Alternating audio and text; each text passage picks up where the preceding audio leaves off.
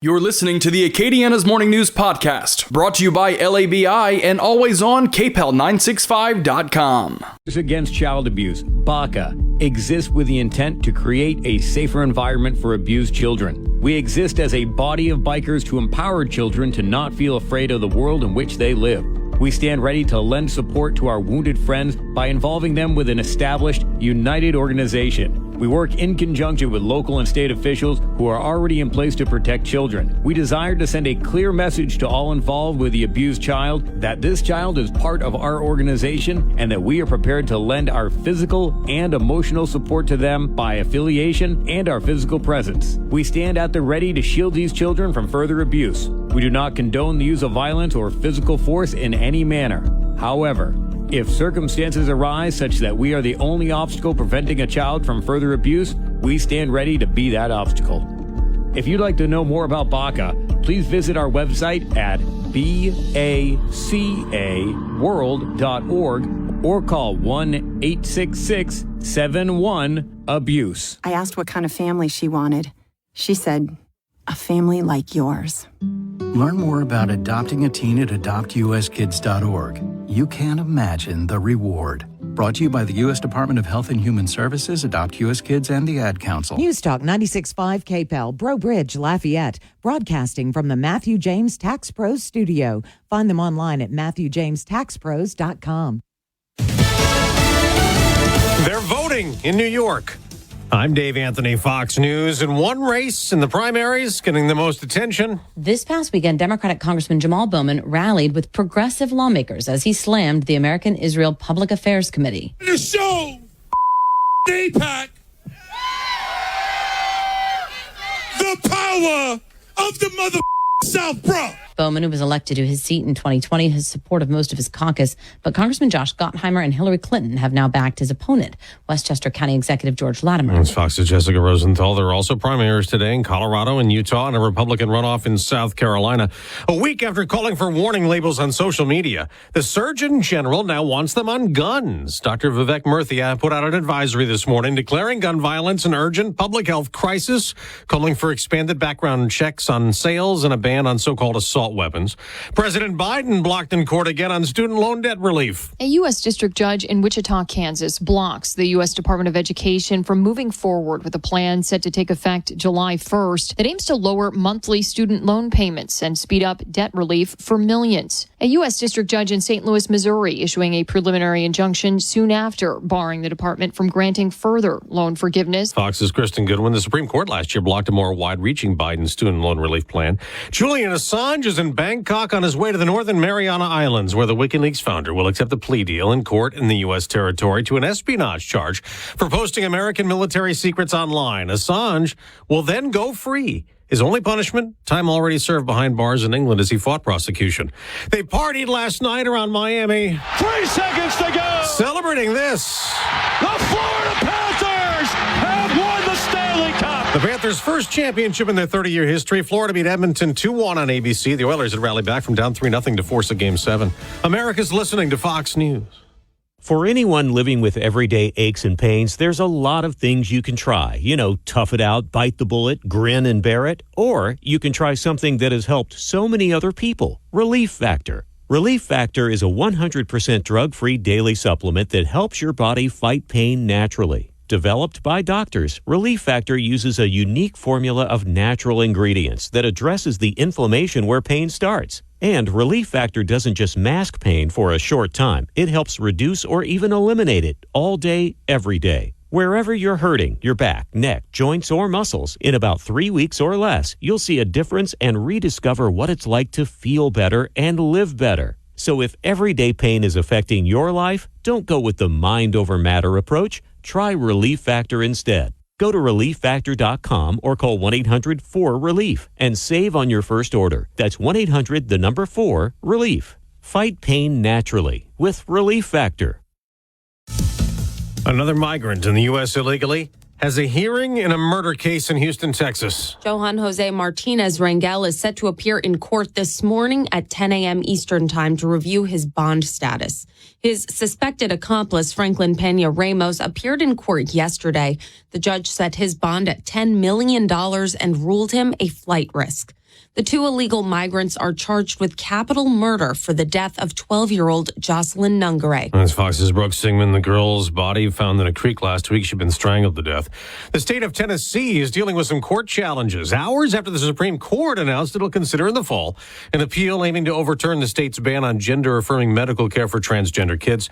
Tennessee was sued over a law that makes it illegal to help underage teenage girls get abortions without mom or dad's consent. The lawsuit was filed Monday on behalf of Democrat State Representative Afton Bain and Nashville attorney Rachel Welty.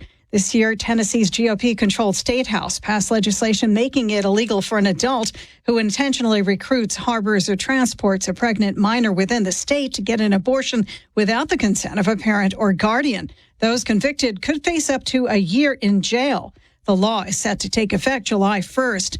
Bain and Welty said the language of the statute that stipulates anyone who recruits a minor for an abortion criminalizes certain speech in violation of the First Amendment. Sue Guzman, Fox News. On Wall Street, stock futures are mixed before today's trading. Down for the Dow, up for the NASDAQ, the opposite of yesterday. They didn't just crown a hockey champion last night. Swing and a miss.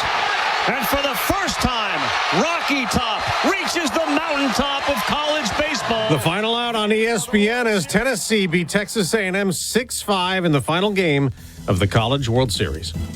I'm Dave Anthony. This is Fox News. Your 24/7 news source, on air, online, and with the KPEL News app. Now the headlines from the KPEL News Center. Good morning. I'm Tracy Wertz with a look at news on this Tuesday, June 25th. Lafayette police have identified the victim in a Sunday shooting on Justin Street, and they've made an arrest in the case.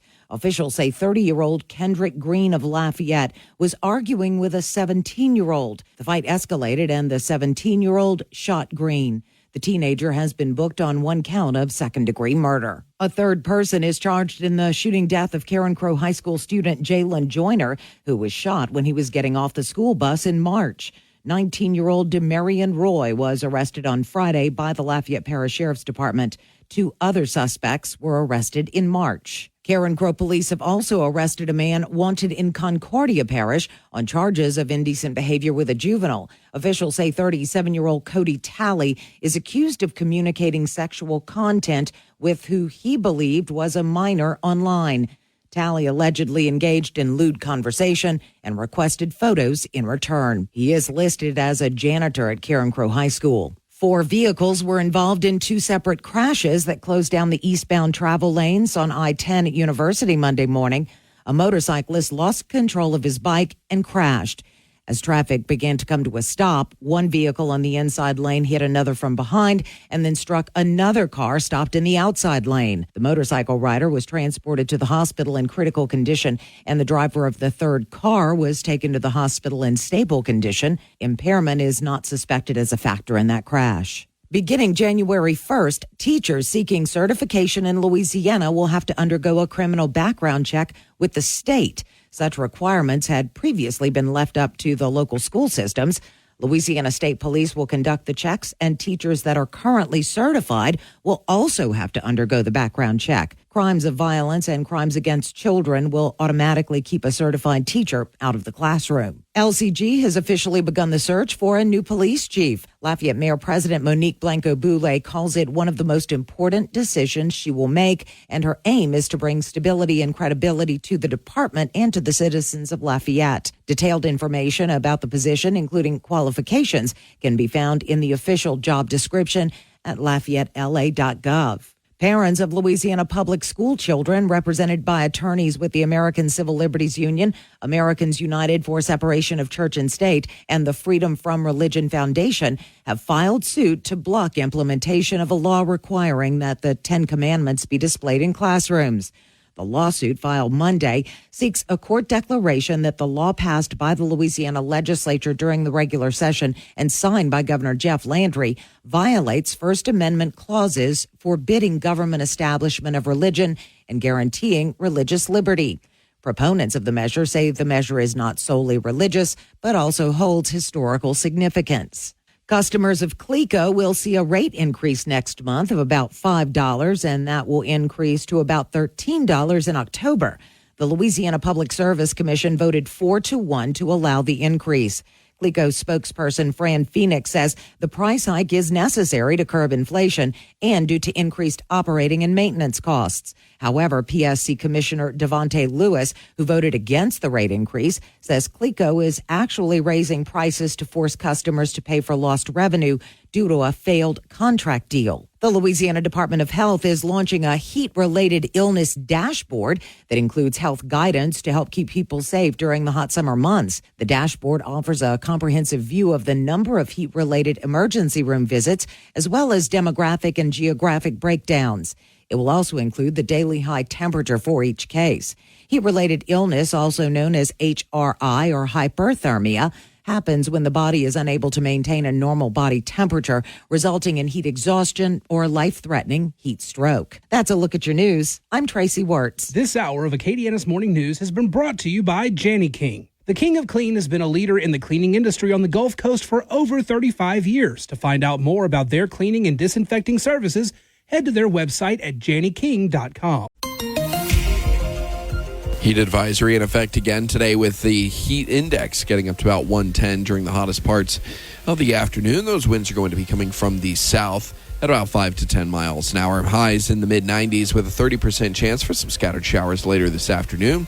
Looking ahead through the remainder of the work week, rain chances are a little bit better, which will help with those high temperatures, but no washout days coming up. From the Storm Team 3 Weather Lab, I'm KTC meteorologist Daniel Phillips on News Talk 96.5 KPEL. News Talk 96.5 KPEL. Right now, traffic. All right, another hit and run accident this morning, at least according to our traffic board. This one southeast of Angelin Thruway at 16th Avenue. Or 16th Street, rather. Just be careful out there. Current temperature is 80 degrees.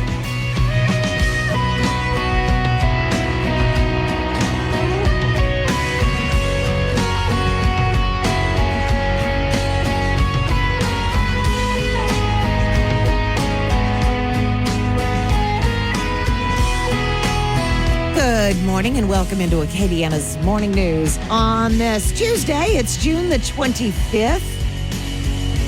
Less than a week left in June. And then half of the year is going to be gone. That's shocking, I think, when you think about how quickly this year is flying by. Yeah, I think we say that every year, but it doesn't get any less shocking. It is the 25th. Let's see what we're celebrating today. It's Goat's Cheese Day. By the way, I love goat cheese. It's National Catfish Day, not like the catfish online kind of thing. This is actually catfish. So you might want to have some fried fish or some kind of catfish for lunch. I love fried catfish. It's National Strawberry Parfait Day. It's Global Beatles Day. What is your favorite Beatles song? And I love the debate over Beatles versus Stones. I like the Beatles, totally a Stones girl. It is National Coconut Day, National Barcode Day, National Chocolate Pudding Day. So celebrate accordingly. I think I got some of those mixed up from tomorrow. But anyway, on this date in history, several significant things happened on June 25th. On this date in 2014, the Supreme Court of the United States decided on a rule that police cannot examine the contents of a cell phone without a search warrant. On this date in 1993, Canada swore in Kim Campbell as the nation's first female prime minister. On this date in 1990, a lot of you will remember this, the U.S. Supreme Court, in its first right-to-die decision, ruled that family members could be barred from ending the lives of persistently comatose relatives who had not made their wishes known conclusively. On this date in 1962, the U.S. Supreme Court ruled that recitation of a state-sponsored prayer in New York State public schools was unconstitutional. On this date in 1950, North Korea sent 75,000 soldiers to invade South Korea, which would start the Korean War. And if you've been to Washington, D.C., and had a chance to tour the war memorials, I love them all, but the South Korean Memorial, or the Korean War Memorial, I should say, is probably my favorite. It's somber. It is captivating. It is impressive. So if you make it up to D.C., go by and make sure you check that one out. On this date in 1947, the diary of a young girl by Anne Frank was published. The diary has since been published in over 60 languages.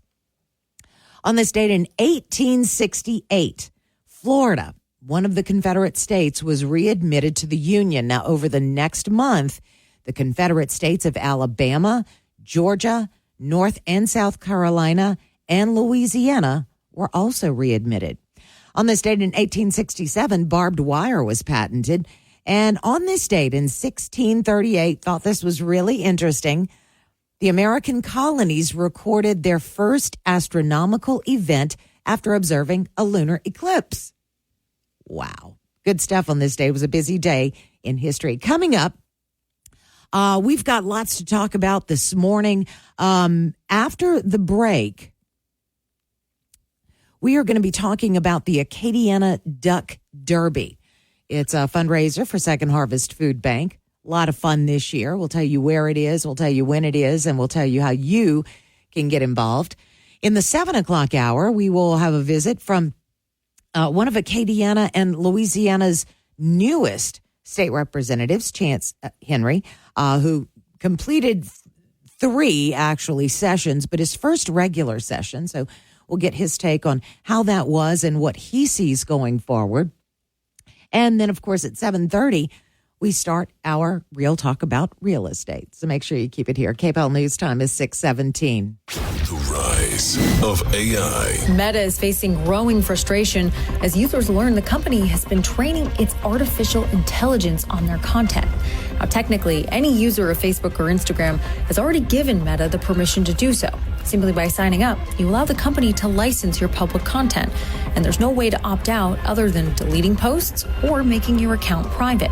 We spoke with Meta, and they shared, quote, "We're committed to building AI responsibly and believe it's important that people understand how we train the models that power our generative AI products." But the social media giant is facing backlash for a lack of transparency. For example, artists are frustrated and concerned about AI training on their work. Even celebrities are pushing back. Kristen Bell was just one of hundreds of thousands posting a message to her Instagram story saying, quote, "I own the copyright to all images and posts and therefore don't consent to Meta using them to train AI." Kelly O'Grady, Fox News. Party at Rockin' Bowl all weekend, starting on Thursday with 4 horses. Friday, parade route. Saturday, GTO party band. And Sunday, Chubby Carrier. Tickets now at rockinbowl.com. God bless you, God love you, and thank God for you.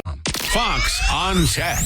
Is life after death possible? The folks behind cryonics say maybe so. Here's how it works. Shortly after death, your blood is pumped full of medical-grade antifreeze, and your body is suspended in liquid nitrogen at negative 196 degrees. The cost starts at about $30,000. Celebs like Seth MacFarlane and DJ Steve Aoki have shown interest, while baseball legend Ted Williams is reportedly already in the freezer. However, Cryonics Institute president Dennis Kowalski admits there's no guarantees. The one guarantee there is in life is if you don't sign up for Cryonics, you are 100% guaranteed to become worm dirt or ashes in a cremation bed. But King's College neuroscience professor Clive Cohen is throwing cold water on becoming a frozen corpsicle. So I think cryonics represents a fundamental misunderstanding of biology, physics, and indeed of death. With Fox on Tech, Griff Jenkins, Fox News. Heat advisory in effect again today with the heat index getting up to about 110 during the hottest parts of the afternoon. Those winds are going to be coming from the south at about 5 to 10 miles an hour. Highs in the mid-90s with a 30% chance for some scattered showers later this afternoon. Looking ahead through the remainder of the work week, rain chances are a little bit better, which will help with those high temperatures, but no washout days coming up. From the Storm Team 3 Weather Lab, I'm KTC meteorologist Daniel Phillips on News Talk 96.5 KPEL. News Talk 96.5 KPEL. Right now, traffic. Still showing that hit-and-run accident that happened southeast of Angelin Thruway at 16th Street. If you saw anything, let Lafayette Police know, please. Current temperature is 80 degrees.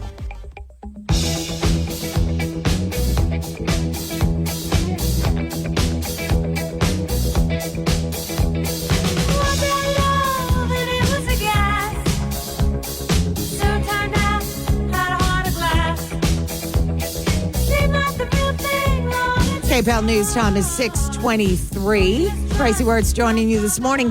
And joining us is Paul Scelfo with Second Harvest Food Bank. Quack, quack.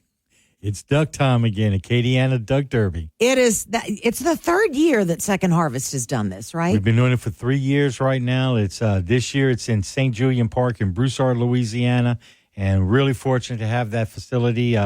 World-class event. Just shout out to Broussard and all those folks down there who've helped us with this program. It's going to be a successful event. I don't, no doubt in my mind. Now, the event itself is Saturday. What can folks expect when they get there? Absolutely. This Saturday, June 29th at St. Julian Park in Broussard, you can show up. There's going to be all kinds of fun events for the kids.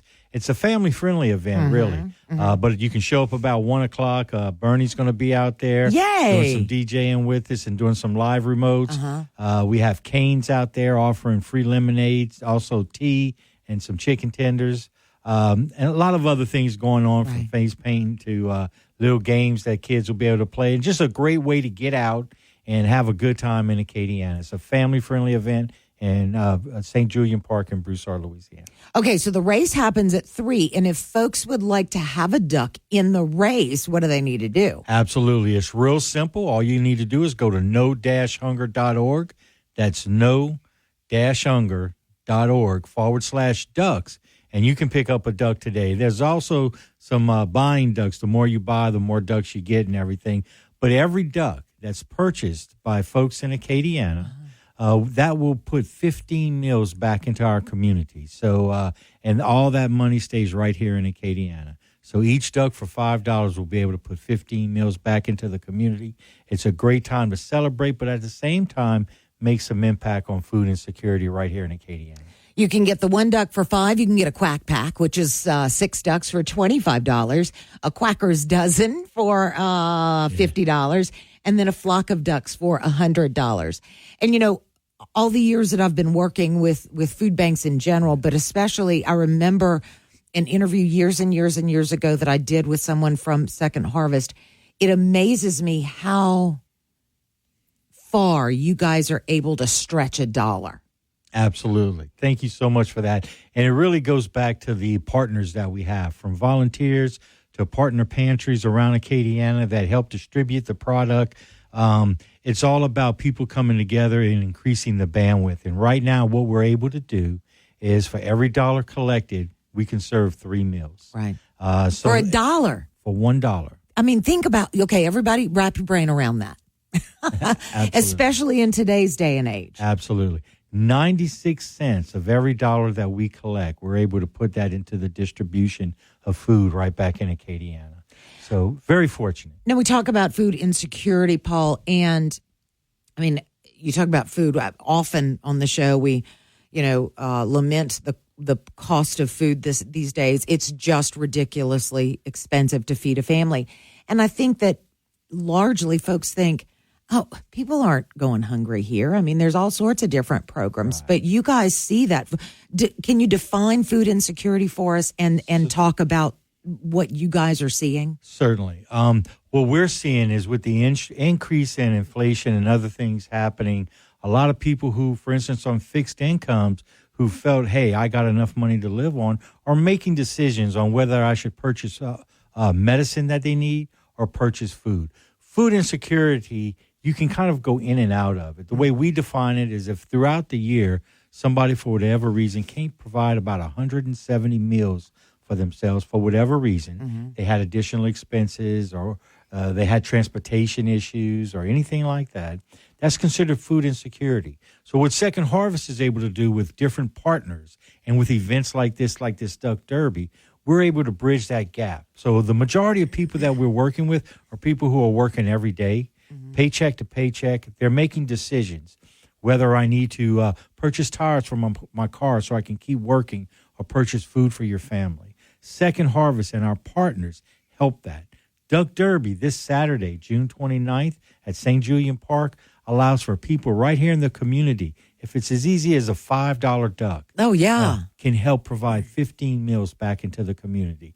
All you got to do is go to no-hunger.org/ducks, buy some ducks today, and you're helping food insecurity in Acadiana. It's a real thing. I mean, food, shelter, water, the basic needs. Maslow's hierarchy of need, that is the basic need. And Tracy, we have programs that really influence shelter, transportation, food, and health care for food insecurity. So food insecurity helps you provide all those other avenues or all those other pillars of support for you and your family.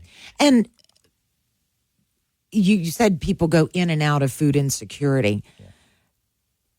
It doesn't have to be a program in perpetuity. Like if someone is experiencing food insecurity this week, they could reach out to Second Harvest. Is that right? Absolutely. We try never to turn anybody away as much as we can. We're at 215 East Pinhook Road. If somebody's experiencing food insecurity, please just show up. We have food available that we are able to distribute to anybody in emergency situations, but also we can put them on in a direction where people can continually help them as long as their needs. Okay. And we're getting ready for hurricane season. Oh, yeah. So we're one hurricane away from a lot of insecurity, but we're getting ready with that as well. All right. So this Saturday, the Acadiana Duck Derby, St. Julian Park. You can show up at 1:00. Lots of fun stuff for the kids to do. no-hunger.org. If you want to purchase a duck, a quack pack, a quacker's dozen, a flock of ducks, but you can help in a real way and have fun. Absolutely. And that first duck gets $5,000, and the first 20 ducks will get prizes that day. Okay, see? What more reason do you need to purchase your duck for the Duck Derby? Paul, thank you so much. KPEL News Time is 6:30. Media Minute with Howard Kurtz. With all the media speculation about Thursday's debate, I'm going to join with a contrary take. So all the focus has been on President Biden. And with the bar set so low by Donald Trump and his allies, he is senile, doesn't know where he is, can't string two sentences together. The president will probably come up with a reasonably strong and cogent performance, and the media will say he's the winner by far. But I think the focus should be on Donald Trump. When I interviewed him for an hour at Mar-a-Lago some weeks ago, he was very disciplined. People underestimate that about him. He answered all kinds of difficult questions, knowing I have a more independent audience, and he did it without missing a beat. If he does that, then Trump may convince some people, some disaffected Republicans, independents, that he can sound presidential. Now, that only lasts usually a day or two, but that's all he would need to get by. With your Media Minute, Howie Kurtz, Fox News. I heard the call to serve, so I answered. I earned a title and discovered my purpose. I found belonging, an unbreakable bond with my fellow Marines. We fought to overcome adversity together in defense of our nation and its people. I've lived a full life, rich with meaning. And even though I no longer wear the uniform, I am still a Marine. My service has come full circle. I will always look after those around me. I will always uplift and support my country and my community, because that is the promise I made. That is what it means to be a Marine. Semper Fidelis, always faithful, always Marine.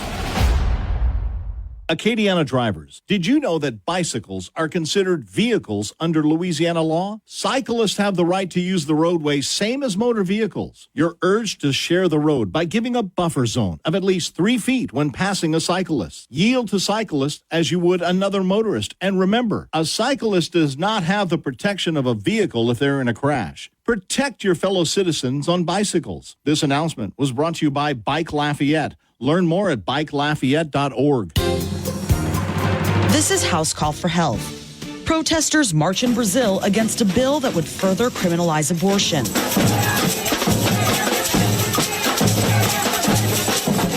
Demonstrators recently carrying posters, banners, alongside carnival groups on the popular Copacabana beach in Rio de Janeiro. If the bill passes, it will criminalize the ending of a pregnancy after 22 weeks, labeling it as a homicide, a crime that is punishable by up to 20 years in prison. Critics say the bill would mean convicted rapists would spend shorter time behind bars than their victims, which is why the bill's author includes an increase in the rape penalty to 30 years.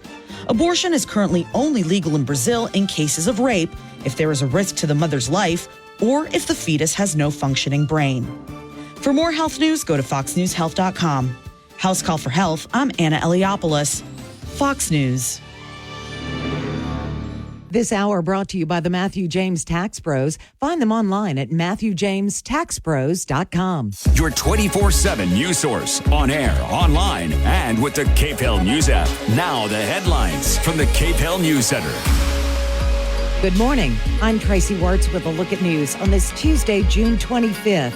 Lafayette police have identified the victim in a Sunday shooting on Justin Street, and they've made an arrest in the case. Officials say 30-year-old Kendrick Green of Lafayette was arguing with a 17-year-old. The fight escalated and the 17-year-old shot Green. The teenager has been booked on one count of second-degree murder. A third person is charged in the shooting death of Karen Crow High School student Jalen Joyner, who was shot when he was getting off the school bus in March. 19-year-old Demarion Roy was arrested on Friday by the Lafayette Parish Sheriff's Department. 2 other suspects were arrested in March. Karen Crow police have also arrested a man wanted in Concordia Parish on charges of indecent behavior with a juvenile. Officials say 37-year-old Cody Talley is accused of communicating sexual content with who he believed was a minor online. Talley allegedly engaged in lewd conversation and requested photos in return. He is listed as a janitor at Karen Crow High School. 4 vehicles were involved in 2 separate crashes that closed down the eastbound travel lanes on I-10 at University Monday morning. A motorcyclist lost control of his bike and crashed. As traffic began to come to a stop, one vehicle on the inside lane hit another from behind and then struck another car stopped in the outside lane. The motorcycle rider was transported to the hospital in critical condition, and the driver of the third car was taken to the hospital in stable condition. Impairment is not suspected as a factor in that crash. Beginning January 1st, teachers seeking certification in Louisiana will have to undergo a criminal background check with the state. Such requirements had previously been left up to the local school systems.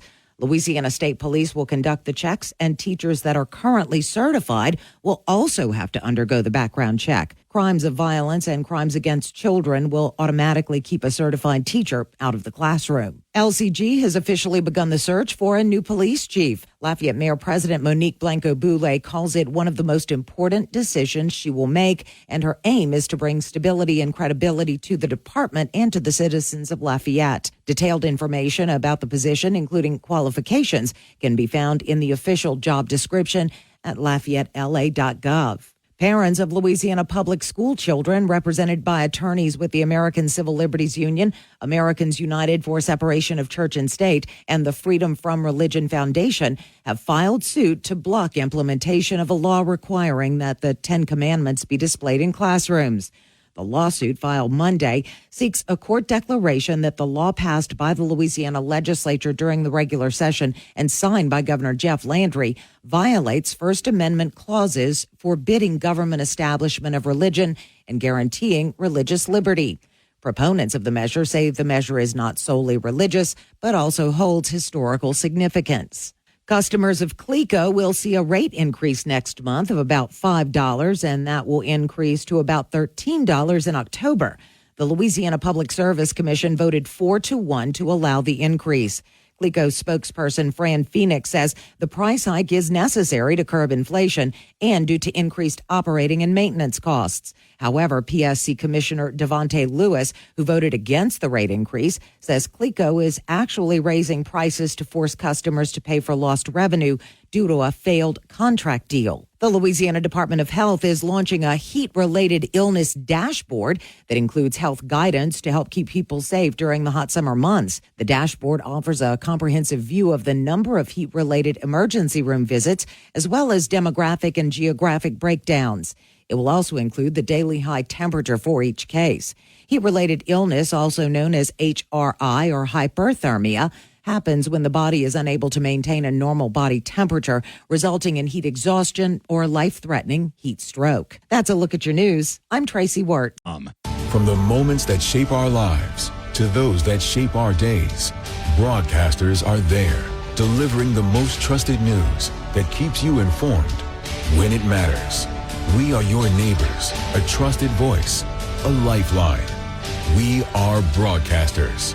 Text TV to 52886 and let Congress know you depend on your local TV and radio stations. This message furnished by the National Association of Broadcasters.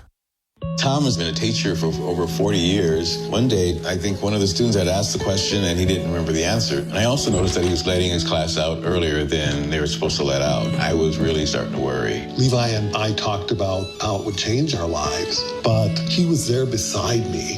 When something feels different, it could be Alzheimer's. Now is the time to talk.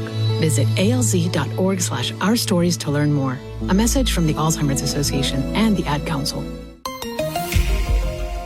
Heat advisory in effect again today with the heat index getting up to about 110 during the hottest parts of the afternoon. Those winds are going to be coming from the south at about 5 to 10 miles an hour. Highs in the mid-90s with a 30% chance for some scattered showers later this afternoon. Looking ahead through the remainder of the work week, rain chances are a little bit better, which will help with those high temperatures, but no washout days coming up. From the Storm Team 3 Weather Lab, I'm KTC meteorologist Daniel Phillips on News Talk 96.5 KPEL. News Talk 96.5 KPEL. Right now, traffic. All right, no accidents on the roadways. Looks like Lafayette police are still looking into that hit and run of Angela and Thruway and 16th. So be careful in that area. If you see police officers there, that's why. Current temperature is 80 degrees.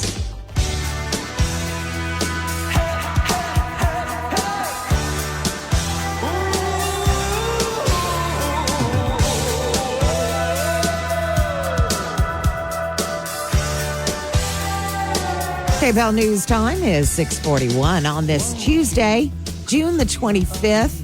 Tracy Ward sitting in with you. Coming in the 7 o'clock hour is new Louisiana legislator. He's a representative, Chance Henry, to talk about, they hit the ground running. 3 sessions back to back, but of course, coming off the longest one just recently, the first regular session. A lot of things in the news in terms of education and the laws that were signed by the governor.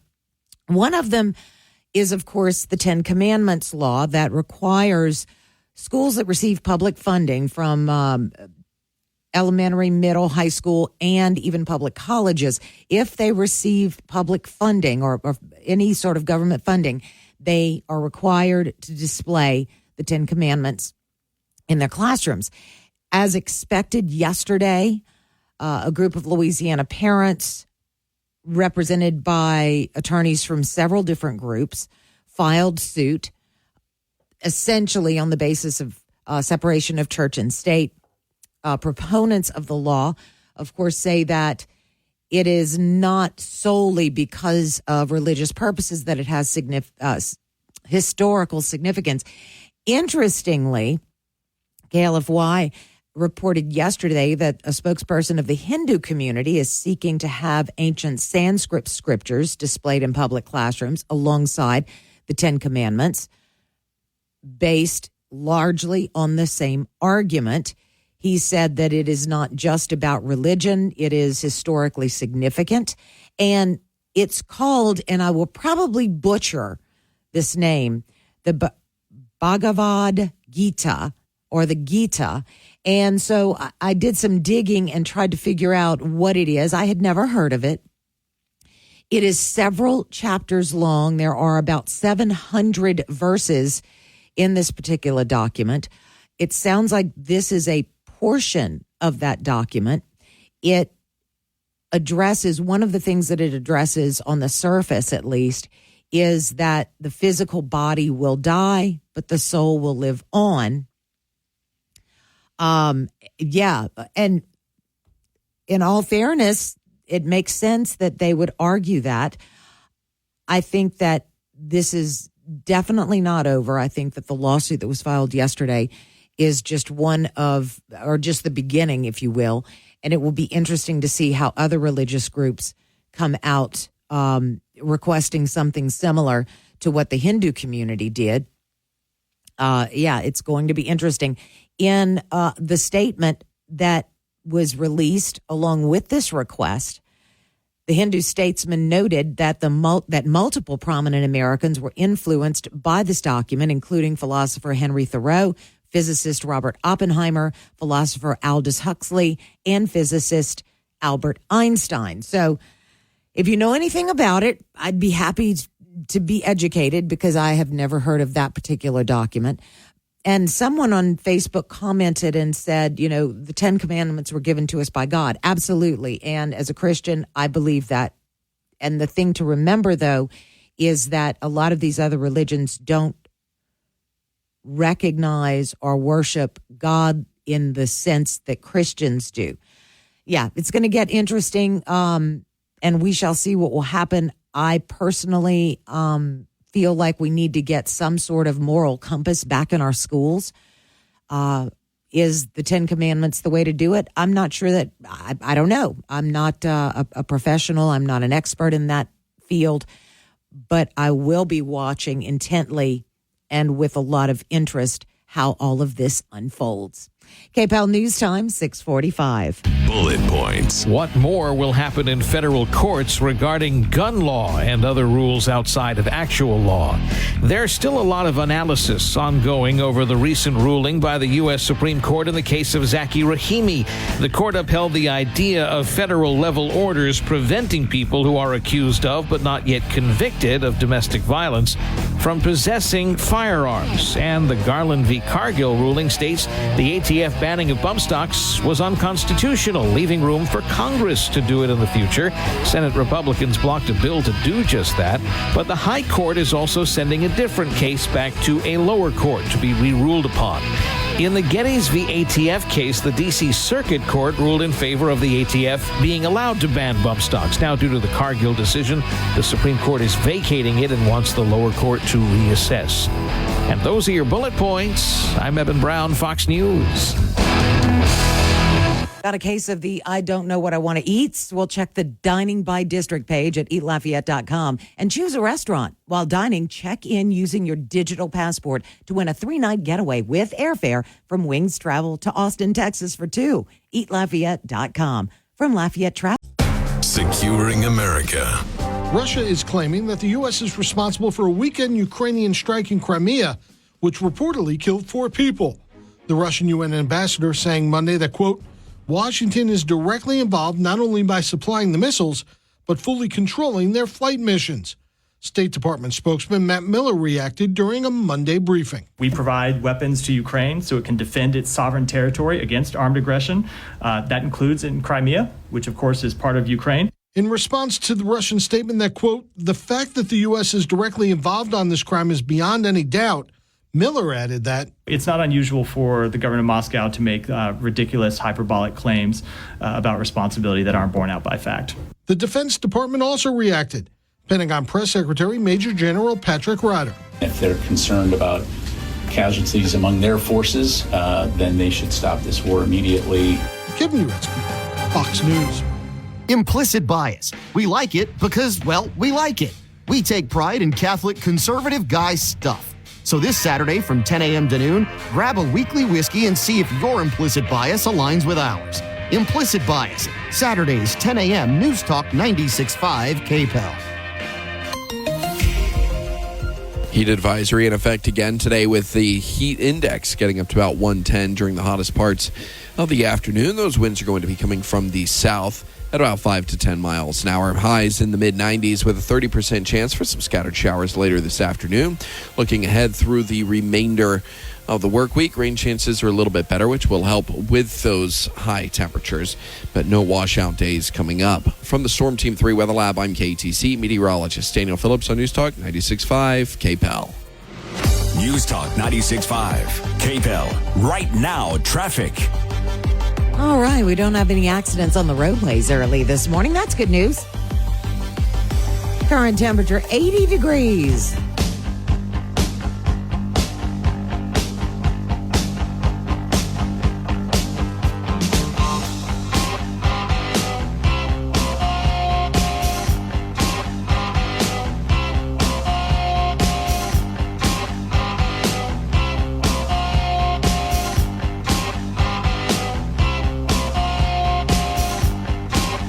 KPEL News Time is 6:52 on this Tuesday, June the 25th.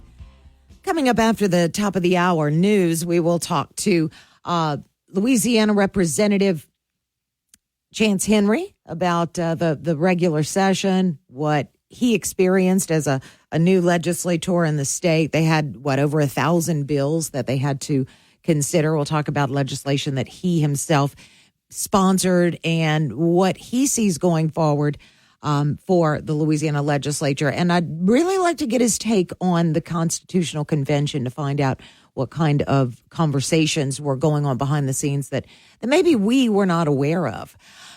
The summer of last year, and this is no surprise, we've talked about it almost ad nauseum, marked the hottest on record for Louisiana, with the statewide maximum temperature exceeding 95 degrees for 56 days.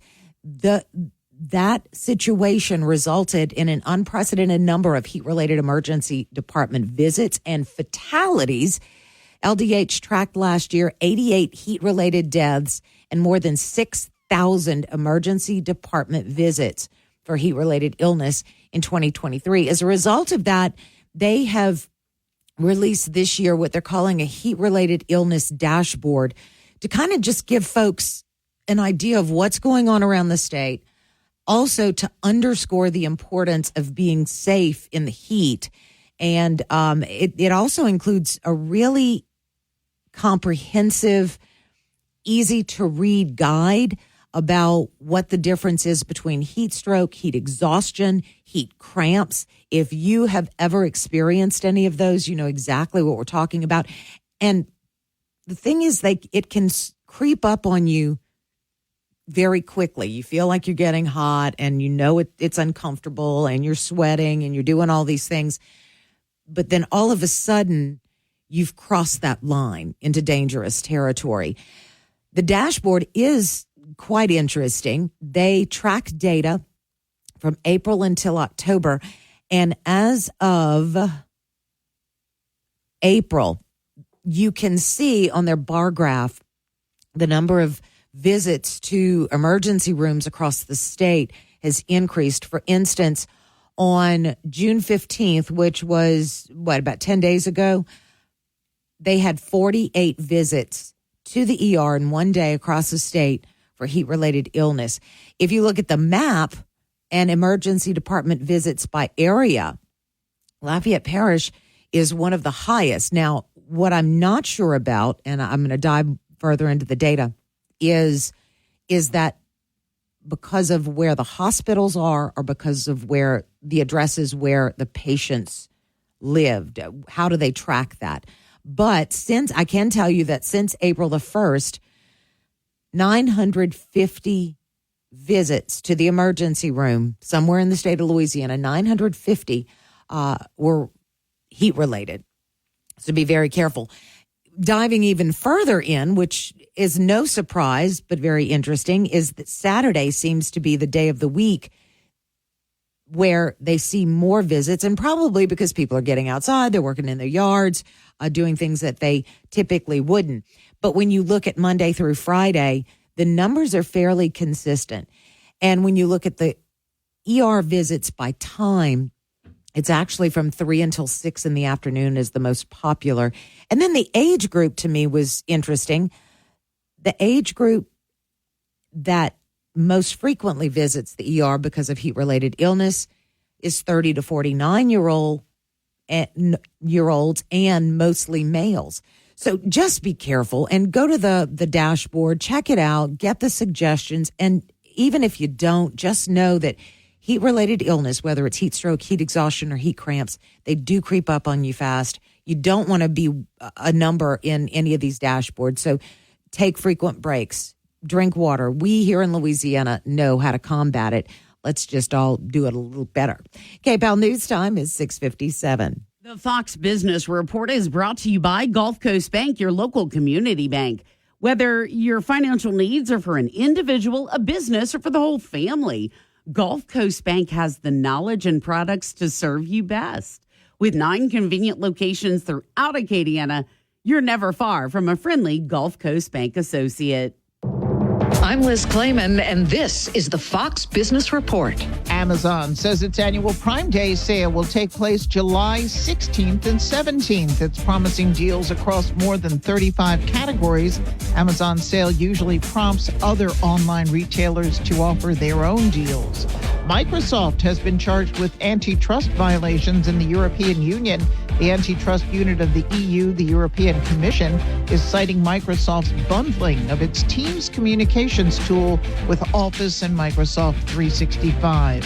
Airbus is lowering its forecast for the year, citing supply chain issues. It cut deliveries to 770 planes, down from 800. And Boeing is changing its offer to buy parts maker Spirit Aerosystems. It now wants to buy Spirit with mostly stock rather than cash. That's your Fox Business Report. I'm Ginny Cosilda, invested in you. You can host the best backyard barbecue when you find a professional on Angie to make your backyard the best around. Connect with skilled professionals to get all your home projects done well. Inside to outside, repairs to renovations. Get started on the Angie app or visit Angie.com today. You can do this when you Angie. News Talk 96.5 KPEL, Breaux Bridge, Lafayette, broadcasting from the Matthew James Tax Pros studio. Find them online at MatthewJamesTaxPros.com. It's an urgent public health crisis. I'm Dave Anthony, Fox News, but the Surgeon General also says it is solvable. What is it? Gun violence. In an advisory out this morning, Dr. Vivek Murthy endorsing policies like universal background checks, firearms storage laws, more funding for research, and regulating guns like other consumer products, which undergo testing and include safety features like warning labels. That's Fox's Lillian Wu. Julian Assange will finally be free after the WikiLeaks founder spent years hiding out in Ecuador's embassy in London, then was jailed in England while fighting prosecution here in the U.S., a fight that is over with an Assange guilty plea coming soon in American territory. He is heading to Saipan, the Northern Mariana Islands, which is a U.S. territory, expected to enter that guilty plea. According to court documents released late last night, Assange will plead guilty to a charge of conspiring to unlawfully obtain and disseminate classified information relating to the national defense of the United States, which is part of the Espionage Act. He was behind the WikiLeaks release of thousands of documents from U.S. Army soldier Chelsea Manning in 2010. Fox's David Spun. Assange's punishment? Time already served behind bars in England. The International Criminal Court has issued arrest warrants for 2 Russian officials over attacks targeting civilians in Ukraine the same day. The U.S. is expected to announce another $150 million in military aid to Ukraine to battle Russia. More concern about flooding. Blame for deaths in Iowa and South Dakota. A dam is in danger of collapsing near Mankato, Minnesota. Fox meteorologist Janice Dean reports. States that you mentioned, South Dakota, Iowa, Minnesota, an all-time record river crests here. There's a new champion on ice. It's not a dream anymore. It's not a dream, it's reality. Matthew Tkachuk, after his Florida Panthers won hockey's Stanley Cup for the first time ever, beating Edmonton 2-1 on ABC after the Oilers had rallied back from down 3-0 to force a Game 7 in the NHL Stanley Cup final. America's listening to Fox News. For anyone living with everyday aches and pains, there's a lot of things you can try. You know, tough it out, bite the bullet, grin and bear it. Or you can try something that has helped so many other people, Relief Factor. Relief Factor is a 100% drug-free daily supplement that helps your body fight pain naturally. Developed by doctors, Relief Factor uses a unique formula of natural ingredients that addresses the inflammation where pain starts. And Relief Factor doesn't just mask pain for a short time. It helps reduce or even eliminate it all day, every day. Wherever you're hurting, your back, neck, joints, or muscles, in about 3 weeks or less, you'll see a difference and rediscover what it's like to feel better and live better. So if everyday pain is affecting your life, don't go with the mind over matter approach. Try Relief Factor instead. Go to ReliefFactor.com or call 1-800-4RELIEF and save on your first order. That's 1-800-4-RELIEF. Fight pain naturally with your 24/7 news source, on air, online, and with the KPEL News app. Now the headlines from the KPEL News Center. Good morning. I'm Tracy Wartz with a look at news on this Tuesday, June 25th. Lafayette police have identified the victim in a Sunday shooting on Justin Street, and they've made an arrest in the case. Officials say 30-year-old Kendrick Green of Lafayette was arguing with a 17-year-old. The fight escalated and the 17-year-old shot Green. The teenager has been booked on one count of second-degree murder. A third person is charged in the shooting death of Karen Crow High School student Jalen Joyner, who was shot when he was getting off the school bus in March. 19-year-old Demarion Roy was arrested on Friday by the Lafayette Parish Sheriff's Department. 2 other suspects were arrested in March. Karen Crow police have also arrested a man wanted in Concordia Parish on charges of indecent behavior with a juvenile. Officials say 37-year-old Cody Talley is accused of communicating sexual content with who he believed was a minor online. Talley allegedly engaged in lewd conversation and requested photos in return. He is listed as a janitor at Karen Crow High School. 4 vehicles were involved in 2 separate crashes that closed down the eastbound travel lanes on I-10 at University Monday morning. A motorcyclist lost control of his bike and crashed. As traffic began to come to a stop, one vehicle on the inside lane hit another from behind and then struck another car stopped in the outside lane. The motorcycle rider was transported to the hospital in critical condition, and the driver of the third car was taken to the hospital in stable condition. Impairment is not suspected as a factor in that crash. Beginning January 1st, teachers seeking certification in Louisiana will have to undergo a criminal background check with the state. Such requirements had previously been left up to the local school systems.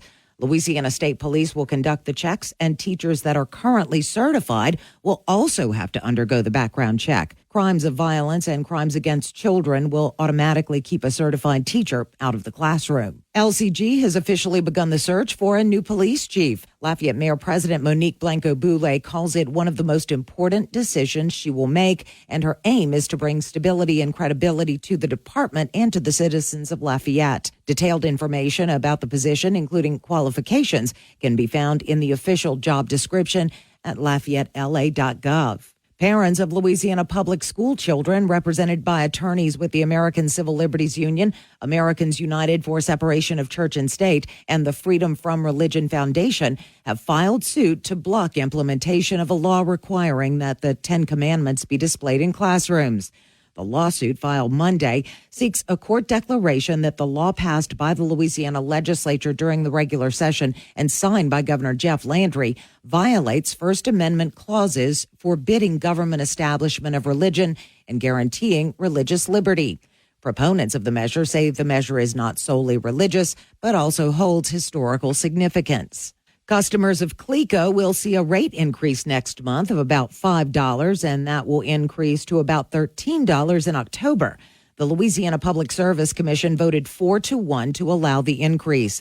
Cleco spokesperson Fran Phoenix says the price hike is necessary to curb inflation and due to increased operating and maintenance costs. However, PSC Commissioner Devontae Lewis, who voted against the rate increase, says Cleco is actually raising prices to force customers to pay for lost revenue due to a failed contract deal. The Louisiana Department of Health is launching a heat-related illness dashboard that includes health guidance to help keep people safe during the hot summer months. The dashboard offers a comprehensive view of the number of heat-related emergency room visits, as well as demographic and geographic breakdowns. It will also include the daily high temperature for each case. Heat-related illness, also known as HRI or hyperthermia, happens when the body is unable to maintain a normal body temperature, resulting in heat exhaustion or life-threatening heat stroke. That's a look at your news. I'm Tracy Wirt. Heat advisory in effect again today with the heat index getting up to about 110 during the hottest parts of the afternoon. Those winds are going to be coming from the south at about 5 to 10 miles an hour. Highs in the mid-90s with a 30% chance for some scattered showers later this afternoon. Looking ahead through the remainder of the work week, rain chances are a little bit better, which will help with those high temperatures, but no washout days coming up. From the Storm Team 3 Weather Lab, I'm KTC meteorologist Daniel Phillips on News Talk 96.5 KPEL. News Talk 96.5 KPEL. Right now, traffic.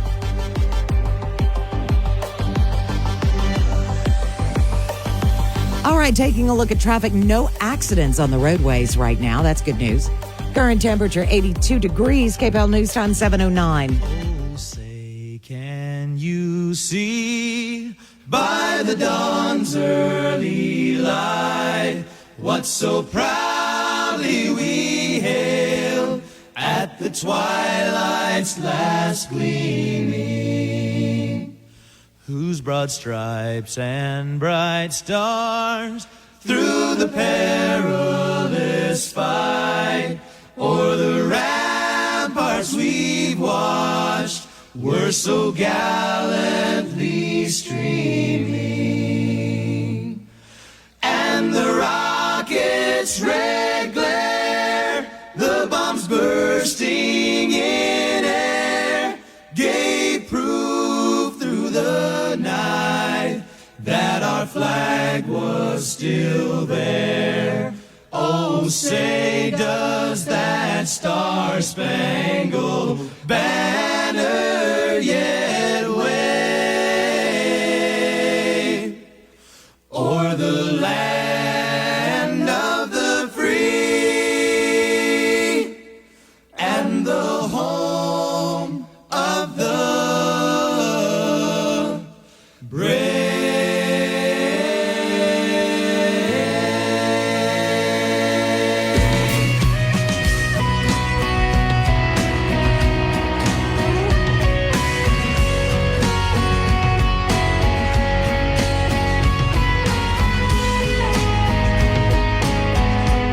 Good morning and welcome into Acadiana's morning news on this Tuesday, June the 25th.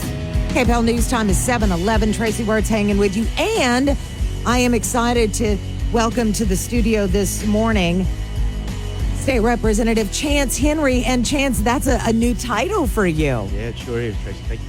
You're very welcome. Now, first of all, explain to folks what your district is. Yeah, so my district is District 42, mainly Acadia Parish, basically the southern portion of Acadia Parish, southern half. And then it goes into Lafayette Parish, which is the lower part of Dusson and that southern area of Lafayette, that western edge of Lafayette Parish. Okay. So all those cane fields out there, those good cane farmers and all those country folks. So. Absolutely. Pull that mic real close to you, Chance, if you don't mind. There you go. There we go. I know that you can talk loud because for those of you who don't know, Chance is an auctioneer. Yes. And he's pretty amazing at it. Thank you. That fascinates me. Let's talk about to business because you guys came in and like within 2 weeks you were in session already. Yeah, it was quite a challenge to tread those waters as a freshman. Normally we would have the session would have started in March, and so we would have some time to kind of learn the ropes from our senior members. But I'm a baptism by fire type of guy. I like to drink from the fire hose, and so it was very fitting for me personally, and I think for most of the freshmen to just dive right in and see the process firsthand. The first session was the congressional map session, and so that one was a slower pace. If you didn't serve on House and Governmental, you didn't really have any committee meetings. You were able to just kind of sit back and watch the process play out, which I thought was very beneficial to us. Right. We got to watch it play out in committee, then send it to the floor, and then go watch it in the Senate. And so that was interesting to me as a freshman. And so I think that was very beneficial. The next session was obviously crime. Yeah. Again, if you didn't serve on criminal justice, if you didn't serve on any of those crime committees, I don't know if civil law had anything, but lo and behold, if you didn't serve on those committees, again, you got to be a spectator more or less, besides when it got to the floor, right? We got to participate in debate, but the most important part, I think, of the whole legislature is the committee process. Mm-hmm. And so we were able to really watch that play out and learn a lot. And then obviously going to our regular session, which was like we never really skipped a beat, but the pace, I guess, was a good, slow, steady increase until we went to the full steam ahead regular session, which was very, very busy. Yeah, and you guys had over 1,000 bills that were pre-filed. That wasn't including anything that may have been filed during the session. So on the House side, we ended up with 900 bills. Wow. After the second deadline. And on the Senate side, I think they had 700 bills filed. Now, obviously, all of those bills didn't make it through both chambers, and so I think we ended up at maybe 1,200 bills passed. Mm-hmm. But still, that's a lot. Yeah, you have to try to be a subject matter expert on everything, but you can't, and so you got to learn to trust the colleagues that are in that field, whether it be healthcare or whatever it is. In my case, it's insurance, and so you try to lean on everybody and work together to make sure that you get good bills passed through both chambers. I watched online, of course, all of the committee meetings. By watched, I mean what was coming up. Some of them I actually watched in real time, which, a few of the full House or full Senate sessions, kind of like watching paint dry.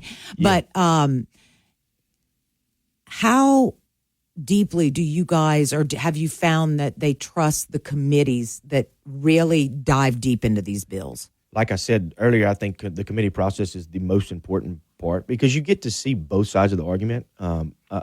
I tried to go into, besides, in the insurance realm, I kind of knew a lot of where the direction I felt that we needed to go. And so, but still listening to the debate from both sides, and also you get to hear the public's input. And so the committee process is highly trusted. If a bill comes out of committee with no opposition, you trust that committee vetted that bill, and they all agreed that it was a good bill. And if the committee process is handled right, you shouldn't have any really big objection on the House floor because the committee's an equal body, and those committee members vetted that bill right. Now, sometimes things make it through the process for whatever political reason they do. Right. And we have to ultimately maybe try to kill it on the floor. But most of the time, I would say 80% of the time, we're trusting that committee process and trusting those members of that committee to do a good job and vet those bills and get them to. And look, it clears out our calendar, right? Oh, yeah. If they send everything up the food chain, then here we are on the House floor debating things we don't need to debate. Right. What was the most surprising thing to you, do you think? Whether it's in relation to a specific bill that you thought was going to get the nod and didn't, or vice versa, or just some of the process. What did you, made you think, wow, I didn't realize that? Oh, I don't. You go in there thinking that you're going to be busy and that you got to, I think the amount of information that you have to retain there was awing to me. There's no way you can read every bill. Right. There's no way you can truly understand every bill, and that's why you have to find colleagues that you trust, and that won't try to steer you in the wrong direction. That and the amount of time, going into it, everyone thinks that politicians and lobbyists are just the scum of the earth, and which, hey, I agree that we need to clean up our act most of the time. However, we would get there at 8:30 in the morning, and our average, I don't know, I wish I could get the speaker. I need to get the speaker's office to run the data to figure out what our average time was to get out. But in the early part of session, it was nothing to leave there at 8 o'clock at night. Right. And so with no lunch break, a lot of times our committees would run over into session. And so session might start at 1:30, committee would run till 2 o'clock. And it's just it's almost utter chaos. Yeah. Organized chaos is the best way to put it. No, that makes sense. And sense. so everybody's just pulling you in different directions. And so I guess the amount of commitment that it takes, mental focus and fortitude that it takes to do the job. Well, because you have a very finite period of time in which to finish your work. Correct. And we're always going to run out the deadline because that's when the sausage really gets made. Okay, so first of all, let's talk about budget because you guys adopted a budget, and that process was very long. Tell us about that. Well, I think I've said this in some other interviews, but I'm very, very, I guess, proud to be a part of the team, one, and very respectful of our leadership, because normally the budget process, as you heard from maybe last session, the end of the last term, and it was down to the wire. No one had a chance to look at the budget on the House side when it came in from the Senate, and possibly some bad things were put in the bill. It was over budget, and so our leadership this go-round made sure that we got the budget in time to re-engross that bill. So it was passed by the Senate on a Friday. We had all of the re-engrossed versions on the Saturday afternoon, and we were able to go in Monday, the last day of session, first thing in the morning, and actually get that budget passed, but not because we didn't have time to read it over. We had ample time. Everybody understood what was in the bill, and we were able to move forward. And so that's a huge win. And from what I'm being told from the senior members is that hasn't happened in a long time. Right. As far as the last 8 years has not happened. Well, and conservatives typically are very intentional about making sure that government dollars are spent wisely, and I'm sure that's and if that's the case, then that is certainly a reflection of the makeup, the political makeup of the current legislature. No doubt, no doubt. And look, it's the transparency thing. I don't want to go back home to my people and not be able to say, hey, one, we got cut out of the bill and I didn't know and I just had to vote on it blindly, or two, I voted on whatever it may be that's funding something that we don't approve of. And so that was really good. But no, look, the budget takes a long time. We're fortunate this year. We made it. We didn't have a fiscal cliff. However, the future is not so bright for Louisiana on that front. Yeah, because they've been talking about that tax that's going to sunset next year. Yeah, so. the 0.45, and then we want to do all these overhauls. One of my main concerns is the franchise tax. I know everybody wants to talk about inventory tax, but the low-hanging fruit are obviously franchise and inventory tax, and you can't just remove a tax if you don't, replace that stream of revenue, and you got to, again, the 0.45, $500 million rolling off. So we have a very, very daunting task ahead. To speak to that, we met in committee. The Secretary of Revenue came in last week or week before maybe and gave us kind of his plan, his rundown of what the future may, have in store for Louisiana. And so I think our chairman, Julie Emerson, on Ways and Means, has a plan to probably meet once a month going forward to get us in the motions to understand what we're facing in the spring of next year. Let's talk about constitutional convention, because that was obviously something that some of the leadership were pushing really hard for. As a constituent, I can tell you, and not that anybody cares about my opinion, but I'm going to give it anyway, is it did feel very rushed. I think that there has been and that there absolutely needs to be a constitutional convention. I know that there are other folks who say, man, we needed to have it. It was clear that not everyone agreed that now was the time. What was your feeling being in those rooms, and what is your opinion about it? Well, seeing the legislature play out over the past, look, I went back and did a little history lesson. You can go read an article from 2008. You can go read an article from 98. You can go read an article from 88. They've been fighting the same problems for years with the budget. Every time we run into a fiscal cliff. And it really, I listened to a dated interview from, I think it was the Jindal era. And it was they were talking about the same things we're talking about right now. And so we haven't changed. And that's the problem, right? We have to change to combat the times. And so I think it's needed. To the governor's point, you got to strike while the iron's hot. He's a new governor. He's got a legislature that's kind of moving in his direction. I say in his direction. It's not so much his direction as everybody's on the same page. Right. And we all agree that change needs to happen in the state of Louisiana for the better. And so he's striking while the iron's hot. He's pushing it. However, we've been there for 5 months. Right. We're tired. Yeah. And rightfully so. Tired in a bad way. I would love to serve the state for a year, right? Consecutively, whatever it takes to get the job done. However, when you put that many A personalities in the same room for 5 months straight, people just start disagreeing with each other just because we've been together too long. Right. And so no doubt we needed some sort of break. But at the end of the day, the main concern for me with the convention is getting those articles changed and pulling that money out of, putting it in statute and pulling it out of the Constitution so we don't have to just cut healthcare and higher ed, right? And maybe we could do something like a business does, which is a 3% cut across the board or a 4% cut across the board versus going in and slicing out most of healthcare and higher ed. And that is where the need and the urgency, again, comes for the convention, because if we don't get it all done by this fall's ballot, then when we go into this fiscal cliff in the spring, we're going back to cutting higher ed. Right. Or raising tax. No, that makes sense. And so that's where, coming from as a conservative, I would rather be able to take hold of the whole budget. No, and that makes sense. And I didn't mean to imply that it's not needed. I absolutely think it was needed. But there were concerns, about what's going to be on the agenda, what's going to happen, who appoints whom. There were, in my opinion, there were too many question marks and not enough answers. Right. No, and look, we were feeling the same pressure. So we met, the governor came down and visited with us.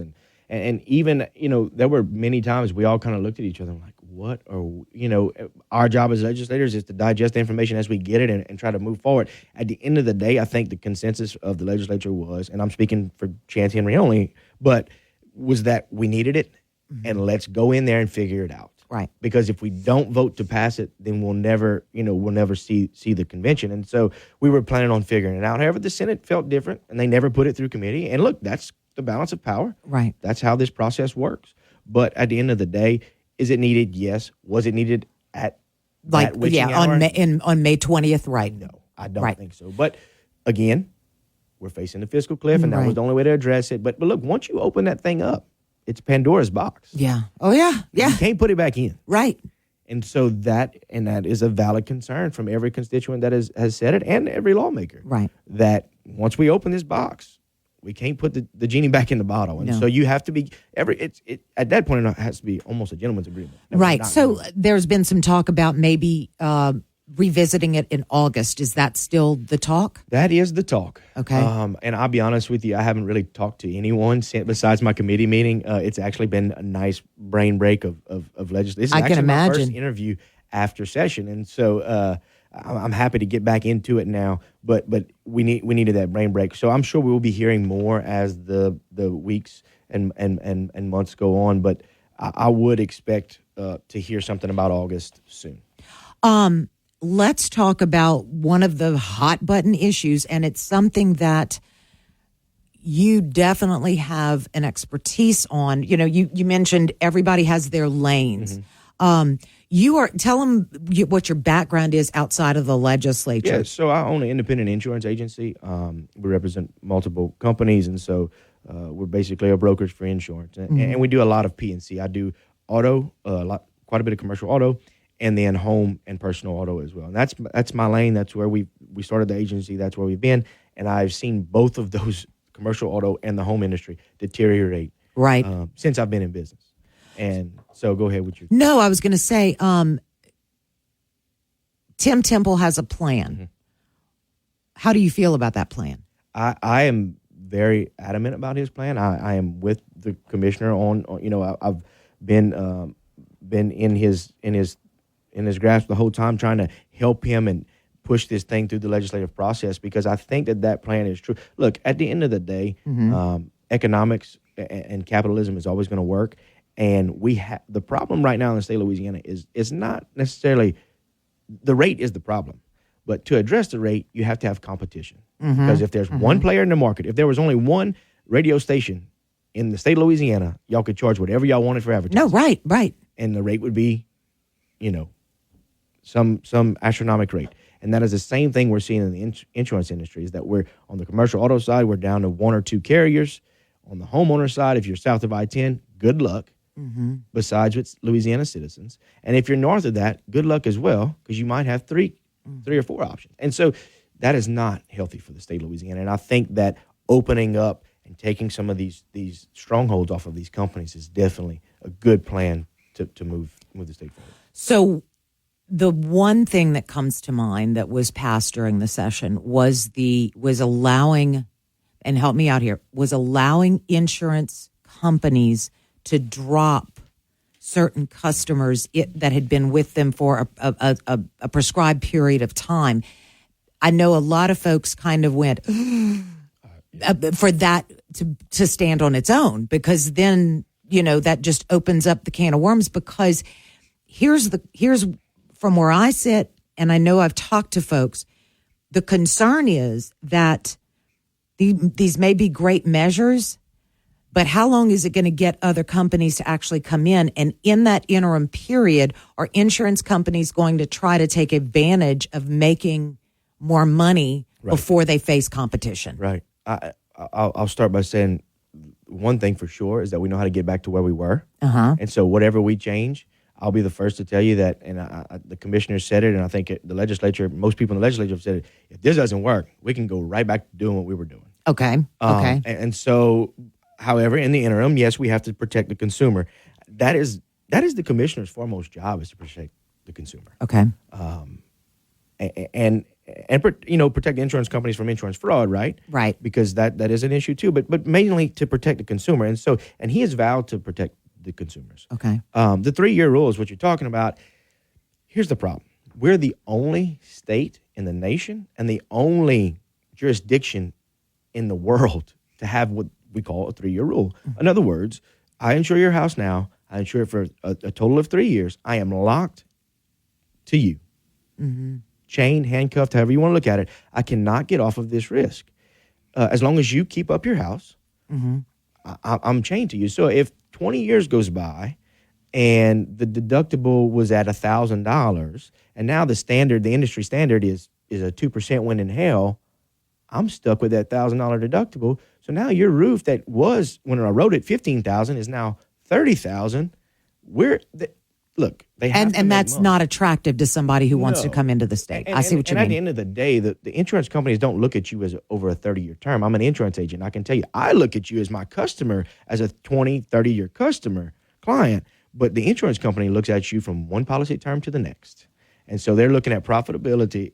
Is this property profitable for us this year? Yes. Okay, going into next year. But once they're married to it, that could happen for 20 years. Right. And you could have multiple claims on that property, and they continue to lose. And so the 3-year rule was, in my opinion and in industry opinion, was a bad rule. We're the only people to have it. It was causing companies to leave the state. So that was the first one that we really went out and addressed. So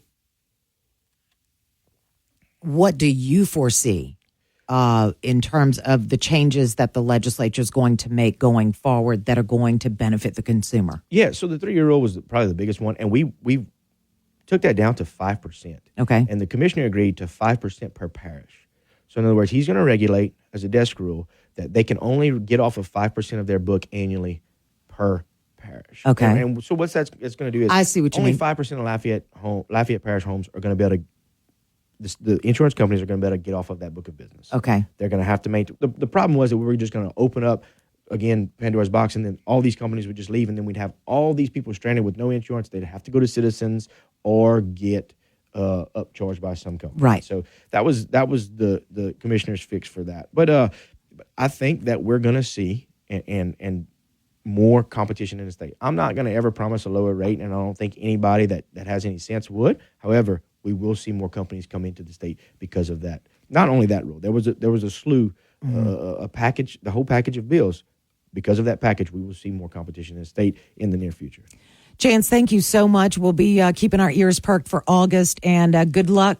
Sounds like you had an interesting start, and we look for good things. Thank you so much. Thank you for having me. KPEL News Time is 7:32. This hour brought to you by the Matthew James Tax Pros. Find them online at MatthewJamesTaxPros.com.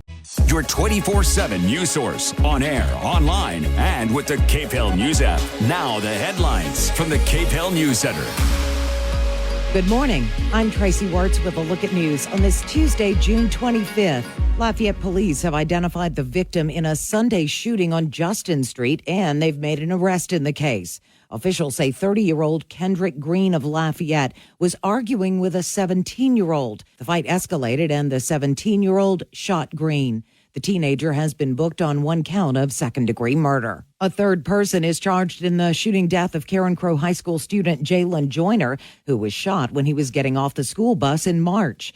19-year-old Demarion Roy was arrested on Friday by the Lafayette Parish Sheriff's Department.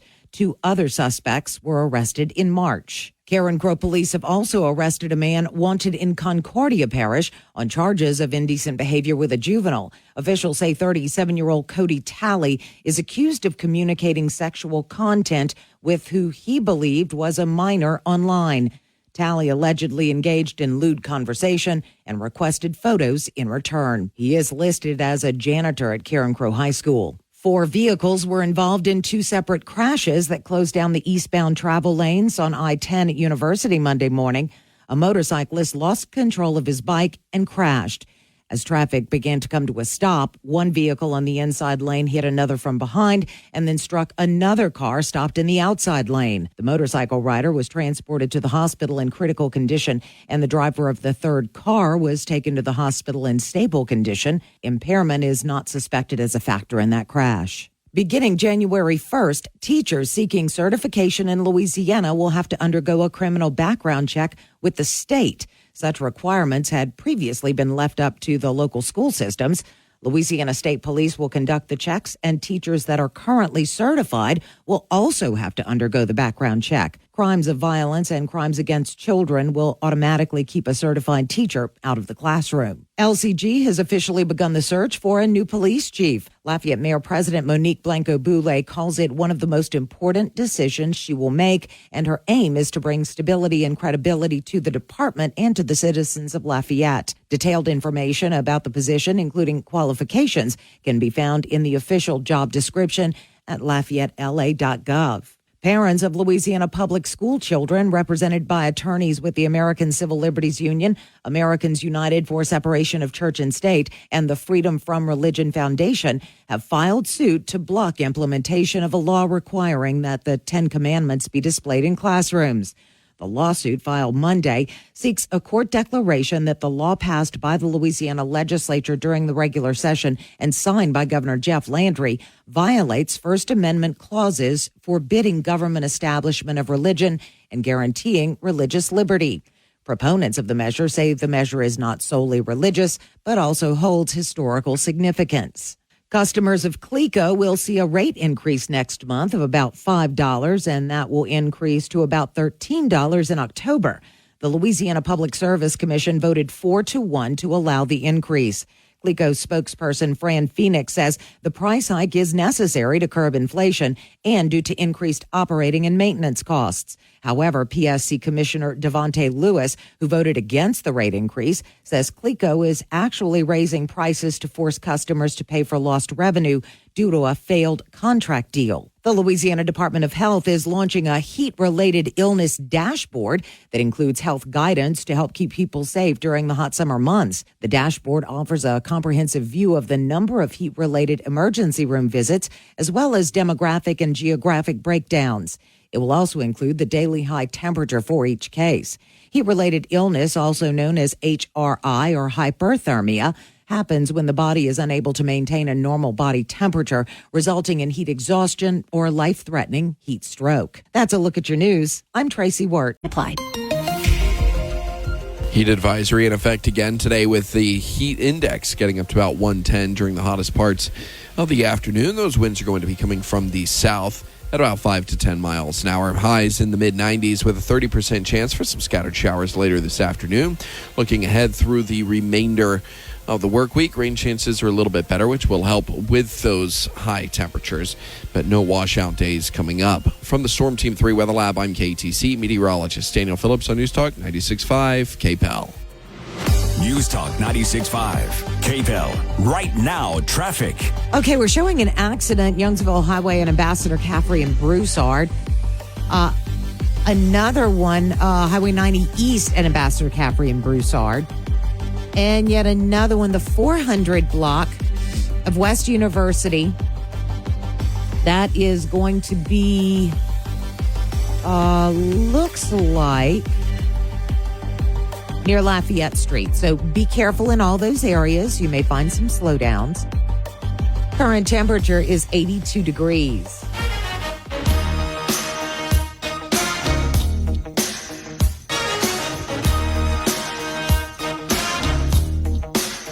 KPEL News Time is 7:45 on this. What day of the week is it? It's Tuesday. All day long.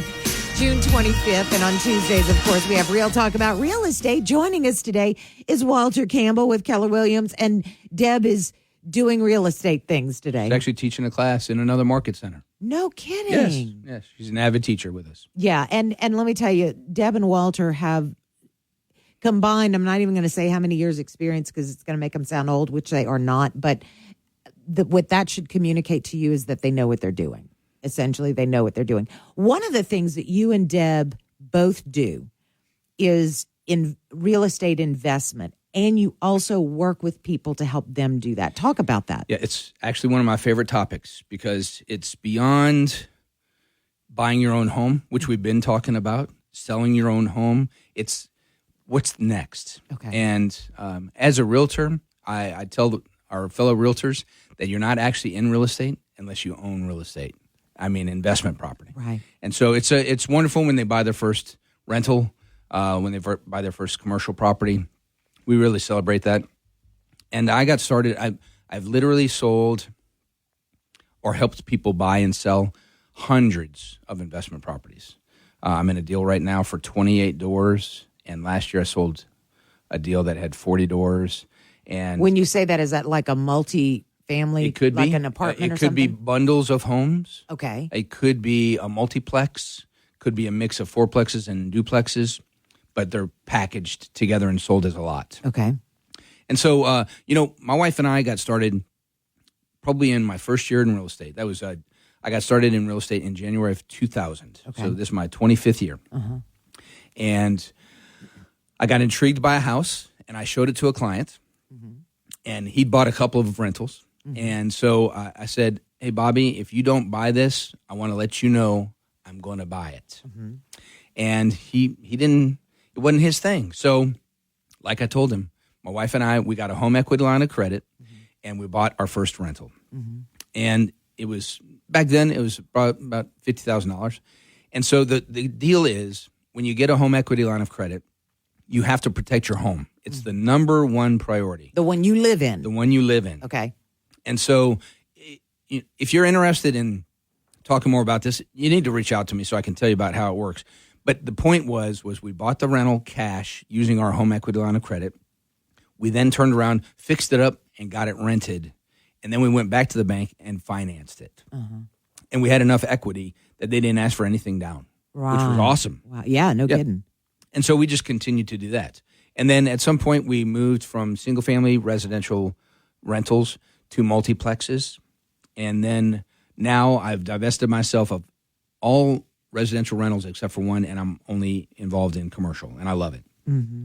And it's really important that you partner with somebody that has great resources, understands the market, understands that you must buy it right in order to make a good investment.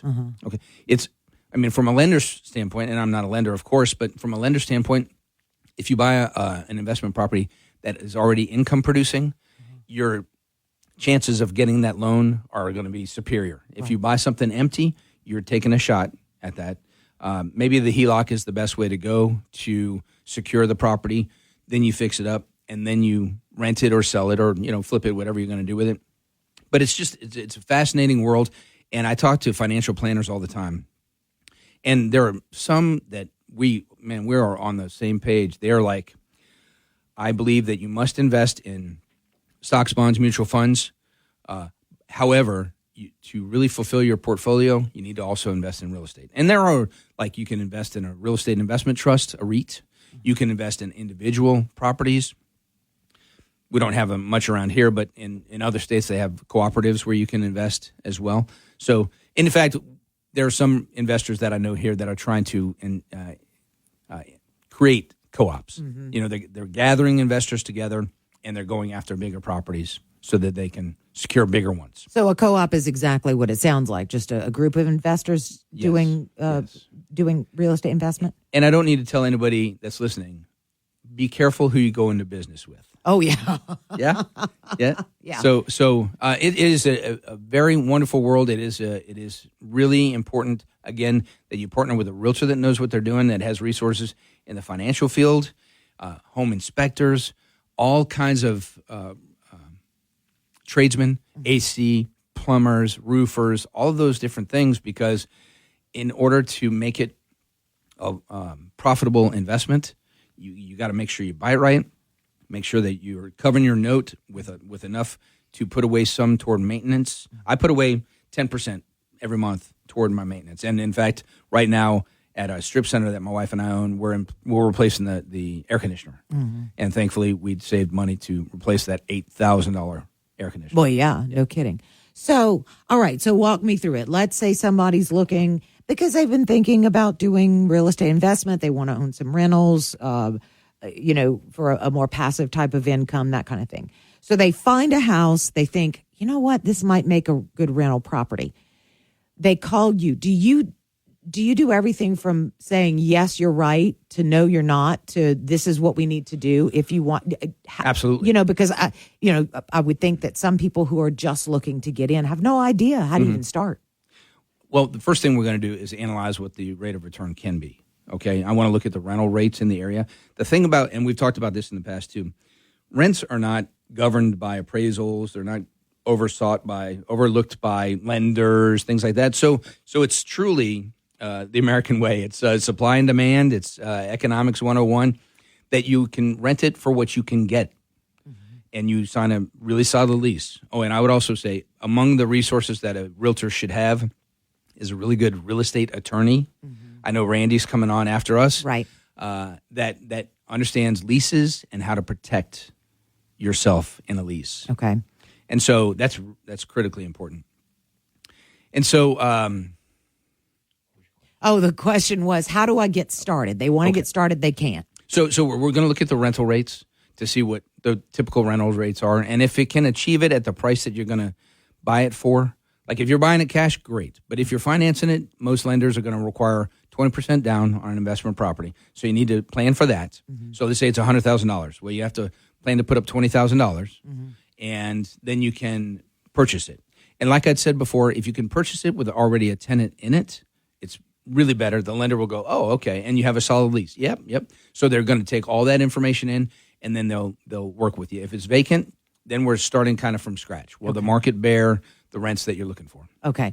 And again, if you talked about the home equity line of credit that you and your wife did, that kind of thing. Do you as realtors, especially as realtors who have been in that investment space, I would think that you guys become the experts and are able to advise on some best steps. Absolutely. If you're interested in investing in real estate, please reach out to me. I would love to help you, whether it's in residential or commercial. I love them both. In fact, I told you that I moved from residential to commercial because the leases are stronger. I find the tenants are stronger than a residential in a lot of cases, and I work with the attorney to make a really strong lease, so I'm protected. All right. If you want more information, it's kw.com. Well, mine is waltercampbell.com. waltercampbell.com. Very easy to remember. If you've been thinking about investing in real estate, you know what? Just ask the questions. Doesn't cost anything. Doesn't cost a dime. There you go. So reach out to Walter, waltercampbell.com at Keller Williams Real Estate. We miss Deborah. Tell her we did, but we know that she's doing important work in the training space today. KPEL News Time is 7:54. We will talk with Randy Olson with Prime Title coming up after news. This Fox Business Report is brought to you by Walter Campbell and Deborah Pierce of Keller Williams Realty. For all of your commercial property needs, reach out to Walter and Deborah today. I'm Elizabeth McDonald, and this is the Fox Business Report. Another trucking company has shut down in bankruptcy. U.S. Logistics delivered goods for retailers to store outlets. It'll result in 2,000 jobs being eliminated and more than 500 trucks being pulled from deliveries. NVIDIA shares are higher this morning after yesterday's sell-off that pushed the stock down more than 10% from its high into correction territory. Demand for Novo Nordisk's weight loss drug shows no sign of letting up. It just revealed plans to build a second manufacturing facility in Clayton, North Carolina. The new plant will double the combined square footage of its 3 existing facilities in the state. And Amazon has announced its Prime Day sale will be July 16th and 17th. That's your Fox Business Report. I'm Jim Posola, invested in you.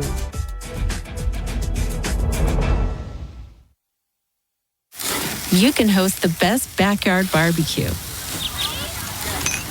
when you find a professional on Angie to make your backyard the best around.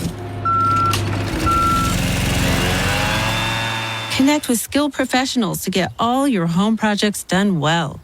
Inside to outside, repairs to renovations. Get started on the Angie app or visit Angie.com today. You can do this when you Angie that. News Talk 96.5 KPEL, Breaux Bridge, Lafayette, broadcasting from the Matthew James Tax Pros studio. Find them online at MatthewJamesTaxPros.com. The Surgeon General takes aim at guns. I'm Dave Anthony, Fox News. And a new advisory this morning calling gun violence an urgent public health crisis that's solvable. Dr. Vivek Murthy wants them treated like other consumer products with warning labels.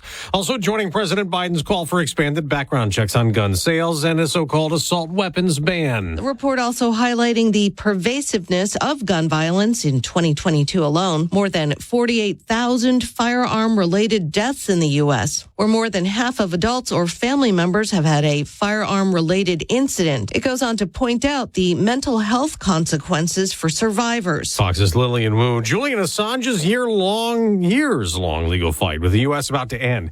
The WikiLeaks founder will go to court in the Northern Mariana Islands in American territory to plead guilty to an espionage charge for posting U.S. military secrets online. His wife, Stella Assange, thanked supporters on WikiLeaks. Throughout the years of Julian's imprisonment and persecution, an incredible movement has been formed. Assange will be allowed to go free. His prison sentence wiped out. He'll be given credit for his time in jail in England. The polls are just opening now in Colorado and Utah, where there are primaries. Among the races, a Republican battle to replace GOP Senator Mitt Romney in Utah is retiring, and Congresswoman Lauren Boebert facing several challengers as the controversial Republican tries to win in a new district in Colorado. In New York, Democratic Congressman Jamal Bowman, who got angry and profane at a weekend rally, upset over all the money a pro-Israel group is spending, attacking his record, is facing challenger George Latimer. Bowman said on Monday, "We are the people. We are the many. And the many is going to beat the money once again." Okay, y'all got to back up because we got the squad here. Ad Impact says more than $23 million have been spent in outside money, most of it on ads attacking Bowman. Fox's Jessica Rosenthal. There's a risk of more flooding in Minnesota. A dam may collapse. Flooding also in Iowa and South Dakota. Blamed for 2 deaths. America's listening to Fox News. For anyone living with everyday aches and pains, there's a lot of things you can try. Tough it out, bite the bullet, grin and bear it. Or you can try something that has helped so many other people, Relief Factor. Relief Factor is a 100% drug-free daily supplement that helps your body fight pain naturally. Developed by doctors, Relief Factor uses a unique formula of natural ingredients that addresses the inflammation where pain starts. And Relief Factor doesn't just mask pain for a short time. It helps reduce or even eliminate it all day, every day. Wherever you're hurting, your back, neck, joints, or muscles, in about 3 weeks or less, you'll see a difference and rediscover what it's like to feel better and live better. So if everyday pain is affecting your life, don't go with the mind over matter approach. Try Relief Factor instead. Go to ReliefFactor.com or call 1-800-4RELIEF and save on your first order. That's 1-800-4-RELIEF. Fight pain naturally with your 24/7 news source on air, online, and with the Cape Hill News app. Now the headlines from the Cape Hill News Center. Good morning. I'm Tracy Wartz with a look at news on this Tuesday, June 25th. Lafayette police have identified the victim in a Sunday shooting on Justin Street, and they've made an arrest in the case. Officials say 30-year-old Kendrick Green of Lafayette was arguing with a 17-year-old. The fight escalated, and the 17-year-old shot Green. The teenager has been booked on 1 count of second-degree murder. A third person is charged in the shooting death of Karen Crow High School student Jalen Joyner, who was shot when he was getting off the school bus in March. 19-year-old Demarion Roy was arrested on Friday by the Lafayette Parish Sheriff's Department. 2 other suspects were arrested in March. Karen Crow police have also arrested a man wanted in Concordia Parish on charges of indecent behavior with a juvenile. Officials say 37-year-old Cody Talley is accused of communicating sexual content with who he believed was a minor online. Talley allegedly engaged in lewd conversation and requested photos in return. He is listed as a janitor at Karen Crow High School. 4 vehicles were involved in 2 separate crashes that closed down the eastbound travel lanes on I-10 at University Monday morning. A motorcyclist lost control of his bike and crashed. As traffic began to come to a stop, 1 vehicle on the inside lane hit another from behind and then struck another car stopped in the outside lane. The motorcycle rider was transported to the hospital in critical condition, and the driver of the third car was taken to the hospital in stable condition. Impairment is not suspected as a factor in that crash. Beginning January 1st, teachers seeking certification in Louisiana will have to undergo a criminal background check with the state. Such requirements had previously been left up to the local school systems. Louisiana State Police will conduct the checks, and teachers that are currently certified will also have to undergo the background check. Crimes of violence and crimes against children will automatically keep a certified teacher out of the classroom. LCG has officially begun the search for a new police chief. Lafayette Mayor President Monique Blanco-Boulay calls it one of the most important decisions she will make, and her aim is to bring stability and credibility to the department and to the citizens of Lafayette. Detailed information about the position, including qualifications, can be found in the official job description at LafayetteLA.gov. Parents of Louisiana public school children, represented by attorneys with the American Civil Liberties Union, Americans United for Separation of Church and State, and the Freedom from Religion Foundation, have filed suit to block implementation of a law requiring that the Ten Commandments be displayed in classrooms. The lawsuit, filed Monday, seeks a court declaration that the law passed by the Louisiana legislature during the regular session and signed by Governor Jeff Landry violates First Amendment clauses forbidding government establishment of religion and guaranteeing religious liberty. Proponents of the measure say the measure is not solely religious, but also holds historical significance. Customers of Cleco will see a rate increase next month of about $5, and that will increase to about $13 in October. The Louisiana Public Service Commission voted 4-1 to allow the increase. Cleco spokesperson Fran Phoenix says the price hike is necessary to curb inflation and due to increased operating and maintenance costs. However, PSC Commissioner Devontae Lewis, who voted against the rate increase, says Cleco is actually raising prices to force customers to pay for lost revenue due to a failed contract deal. The Louisiana Department of Health is launching a heat-related illness dashboard that includes health guidance to help keep people safe during the hot summer months. The dashboard offers a comprehensive view of the number of heat-related emergency room visits, as well as demographic and geographic breakdowns. It will also include the daily high temperature for each case. Heat-related illness, also known as HRI or hyperthermia, happens when the body is unable to maintain a normal body temperature, resulting in heat exhaustion or life-threatening heat stroke. That's a look at your news. I'm Tracy Wirtz. Every seat, every time. It's time to buckle up, Louisiana, and it's the law. Click it or... Heat advisory in effect again today with the heat index getting up to about 110 during the hottest parts of the afternoon. Those winds are going to be coming from the south at about 5 to 10 miles an hour. Highs in the mid-90s with a 30% chance for some scattered showers later this afternoon. Looking ahead through the remainder of the work week, rain chances are a little bit better, which will help with those high temperatures, but no washout days coming up. From the Storm Team 3 Weather Lab, I'm KTC meteorologist Daniel Phillips on News Talk 96.5 KPEL. News Talk 96.5 KPEL. Right now, traffic. We don't have any accidents on the roadways this morning. That's good news. It's heating up, though. Current temperature 84 degrees.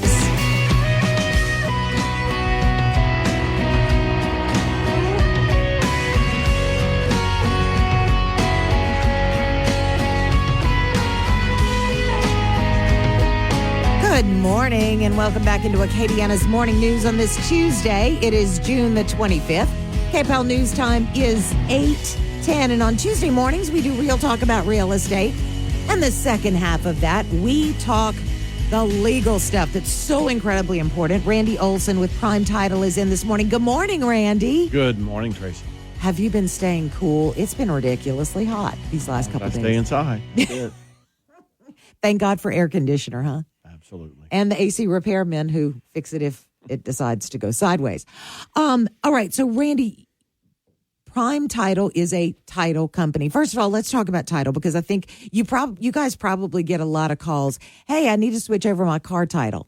Yes. Yeah. People get a little bit confused on that. It is totally different.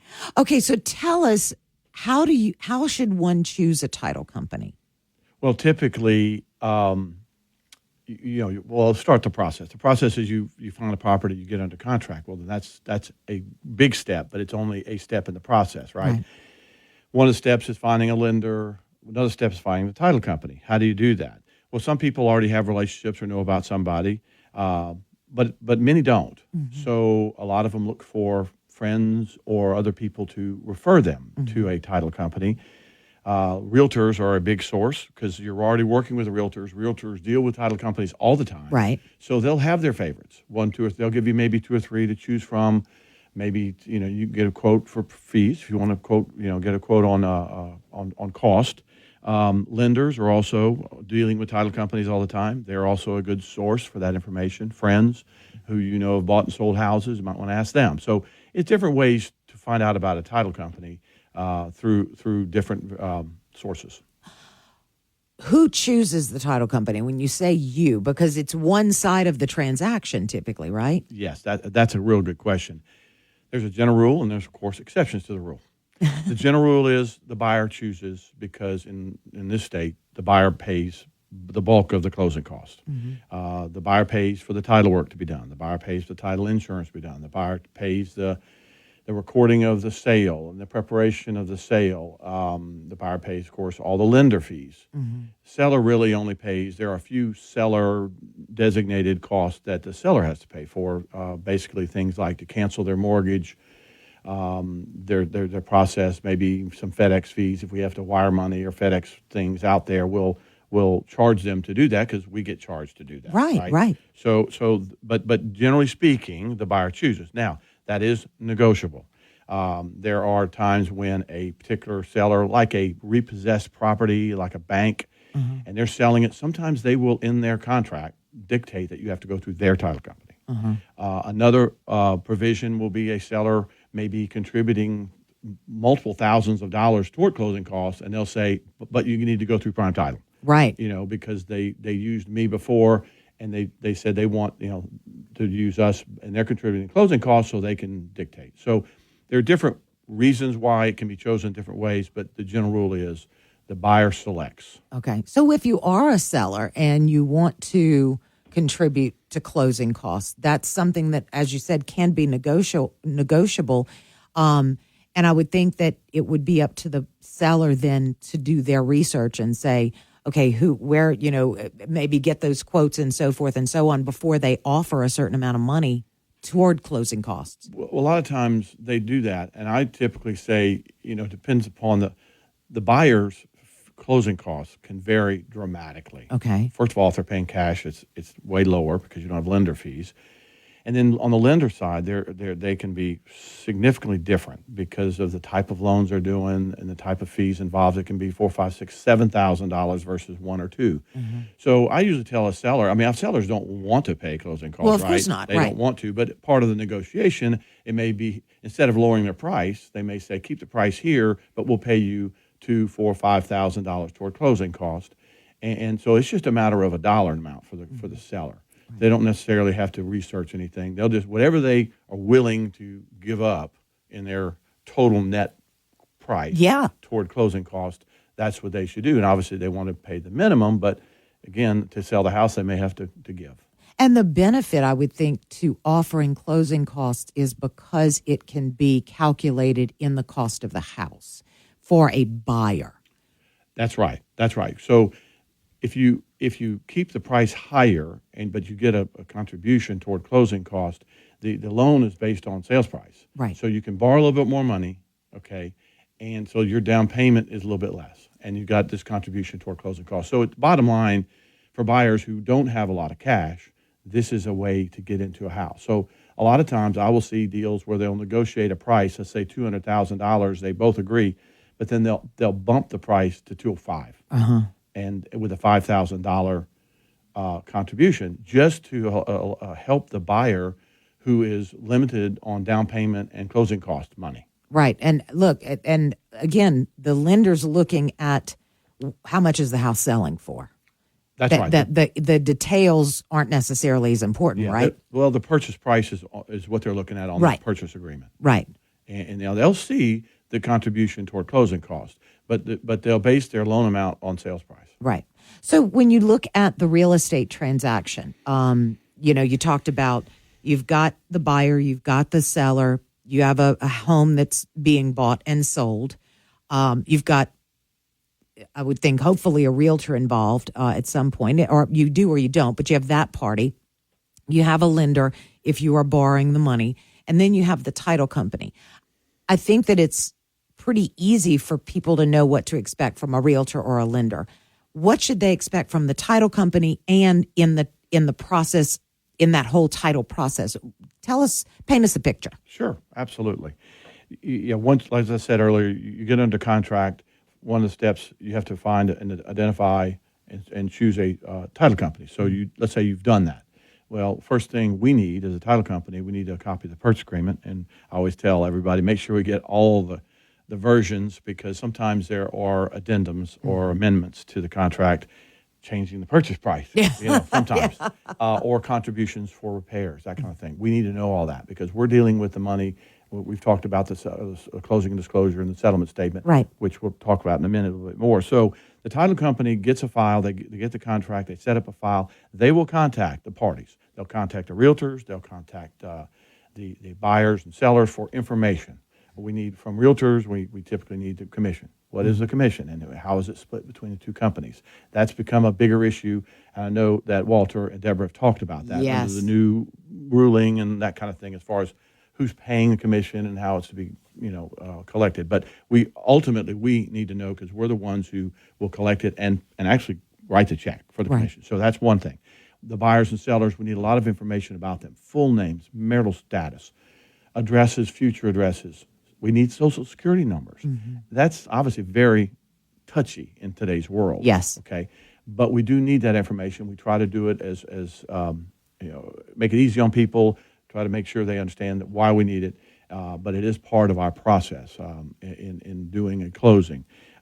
We will ask them about insurance information. We need to know who they're going through and what the premium is going to be, because that again is a number that we're going to be dealing with on the closing disclosure. Yeah, especially the escrow, huh? Yes, part of the escrows and that kind of thing. So yeah, that's all part of the information. So that's one of the big steps early on. Then the next step that a title company does, things that is check the title, right? We talked about a little bit about that. Making sure it's clear. Well, we have to know all those names. We run names. Everything is indexed at the courthouse under names. So the first step is we're going to hire an abstractor. Most title companies will hire an abstractor, and that person will go to the courthouse, which nowadays is online, and run names. Everything's indexed by name. You can't run a property. You run a name, and you run the name to see what they've done with that property. So we will run every name backwards in time, and we have to go minimally 30 years. We may have to, minimally. It may take us to get to 50 to get to 30, you see, because maybe somebody owned it for 20 or 30 years. And so we'll run those names backwards to see who owned it, and then we'll run them forward to see what they've done with that property. And we're talking all sales, donations, but we're looking for liens, judgments, mortgages, utility servitudes, pipeline right-of-ways, railroad right-of-ways. I mean, there's anything that affects that property. The abstractor's job is to copy it. And then my job is to examine that abstract as a lawyer. Okay, that's the one thing that has to be done by a lawyer in a real estate transaction is examine title and render an attorney's title opinion. And that's what we do. We give an opinion as to what we think the title is. Is it good? Is there problems? Is there something that needs to be fixed? And you would believe how many times there's always something. Not always, many times. Right. Something to be fixed. Right. Sometimes it's minor, sometimes it's major. I had one just recently. A lady had a judgment, and she had a mortgage, but she also had a judgment against her. She owed a credit card debt. Judgment. The sale price didn't cover it for both. She didn't have enough money to pay. Wow. So we were able to successfully negotiate with the credit card company to take less money so that we could close on the house. That didn't always happen. Successions are making sure people who, if they've passed away, where the succession's done and done properly. So many things we're looking for in the title side of it. And so that's something that in between signing a contract and closing is what we're doing. And then the ultimate result of that will be, in most real estate, is we issue something called a title insurance commitment. You may have heard of title insurance. Yes. Well, a commitment is basically an agreement to commit to issuing the policy. And then what would be the requirements to do that? A requirement would be, signing a sale. The commitment would be, we have to have a sale from seller to buyer, and then we have to record a mortgage. Okay, so those are requirements to issue the policy. And so those are things that we have to prepare. The lender wants that commitment from us before they will do those magic words, clear to close. That's one of the things that they need, amongst many things that they need to do that, is the title insurance commitment. And that's one of the things we have to give to them. So that's the title side, okay? And then we get to closing. And then the closing gets to be where we're preparing documents for mainly, the big part of it is the money. Obviously, that's a big part for everybody, seller and buyer. So on a residential deal with a lender, there's a closing disclosure for seller and a closing disclosure for buyer. The closing disclosure for buyer, by law, has to be given to them 3 business days before the closing. And then the sellers, there's no law that says that, but they typically get a copy of their CD ahead of time as well so that they can review it and make sure there's no issues. We want to avoid that. We don't want that to happen at closing, right? No. So, and then we as a title company will prepare some of the closing documents like the cash sale. The actual documents recorded is prepared by us. All the lender documents are prepared by the lender, and they will send us a package electronically that we print, and we will get the proper parties to sign it.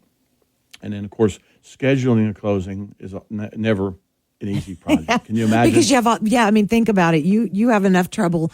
You meaning you listening have enough trouble scheduling a meeting with one person. Can you imagine having to schedule a meeting with, realtor, buyer, seller, title company, lender? The lender's at the closing? Sometimes. Okay. Not always. But right. Many times they like to be there. And then you got husband and a wife sometimes, and sometimes the sellers we've had 20 or 30 sellers. Because of a succession or because of an inherited property. Absolutely. And you talked last week about, or recommended to folks last week, that you choose one person so that you don't have to worry about 8 people coming to one closing. It makes a lot more sense to do it that way. Not everybody trusts everybody. Oh, yeah. You have the dynamics of family. So it may be. And money makes people crazy. It does. Money makes people crazy. Yeah, it does. Sometimes it's maybe 2 or 3 will appoint one. But instead of having 10, I got 5. Right. Well, any of that helps. And then of course we send documents out of state and have them signed have them signed there for notary public and there, and then send it back to us. So we have to get it. So we have to coordinate all this. Right. And that's our job as a title company. We coordinate with everybody. And it's typically to close at one time. Great if everybody could show up at one time. Doesn't always happen. Right. I think I've mentioned before where there's marital disputes. Discard. They don't want to be in the same room. Whatever. Yeah. So we'll do different times. So it's ultimately once we have all the paperwork signed by everybody and we have the money, and that's another issue. Sometimes the lenders have to wire the money to us, and we may not have it timely. That can be an issue, or the buyer has to wire money, and we have to have it in our escrow account before we can literally disperse money and record at the courthouse. So that's the closing process. So we get the signing of documents, we get the money from everybody. Once everything is in place, then we disperse the money and record, and then we'll ship the lender what they need, the buyers and sellers their packages, and so forth. And what's interesting in that is in this day and age of quote unquote DocuSign, with a property, it has to be a physical signature, right?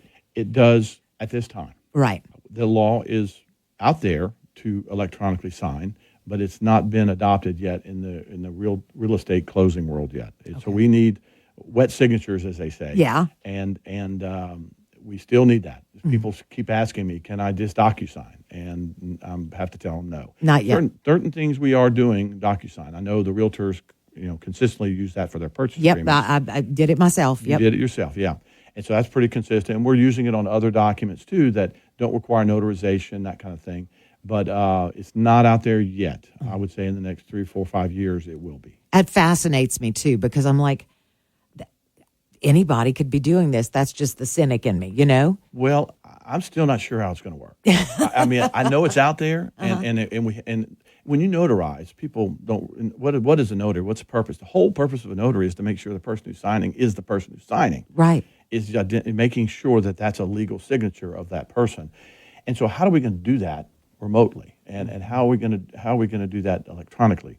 They've got some safeguards in there. I just don't have a good feel for it yet because it hadn't come our way yet. Right. But I will learn it. We will learn it as an industry, and it'll be the new way of doing things. People won't come to closings anymore. Right. It'll all be done outside. Yeah.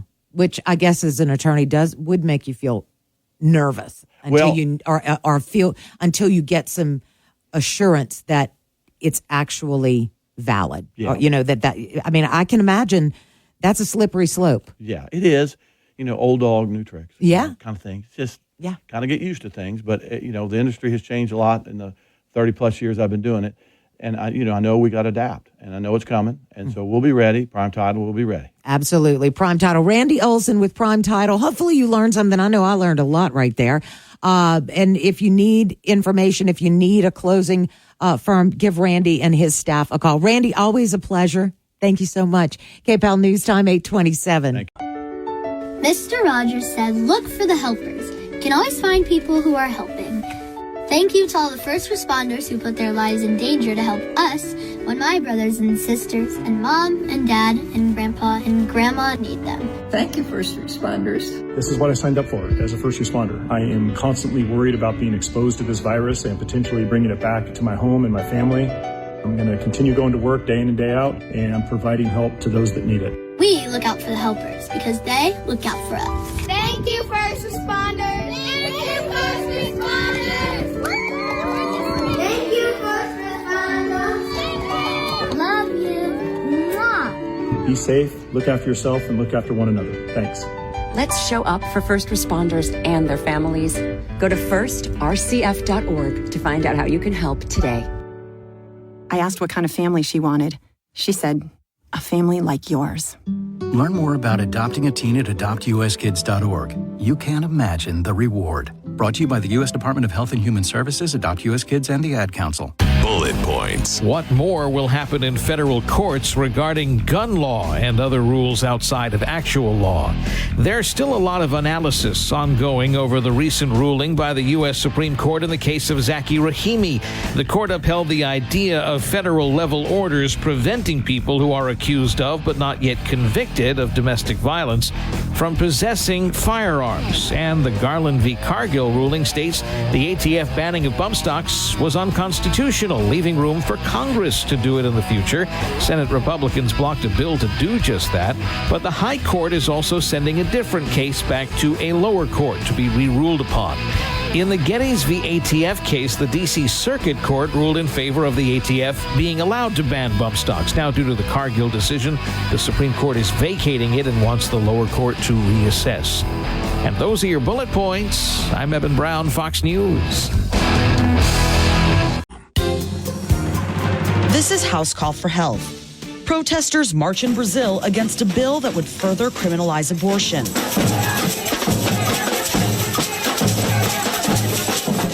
Demonstrators recently carrying posters, banners, alongside carnival groups on the popular Copacabana beach in Rio de Janeiro. If the bill passes, it will criminalize the ending of a pregnancy after 22 weeks, labeling it as a homicide, a crime that is punishable by up to 20 years in prison.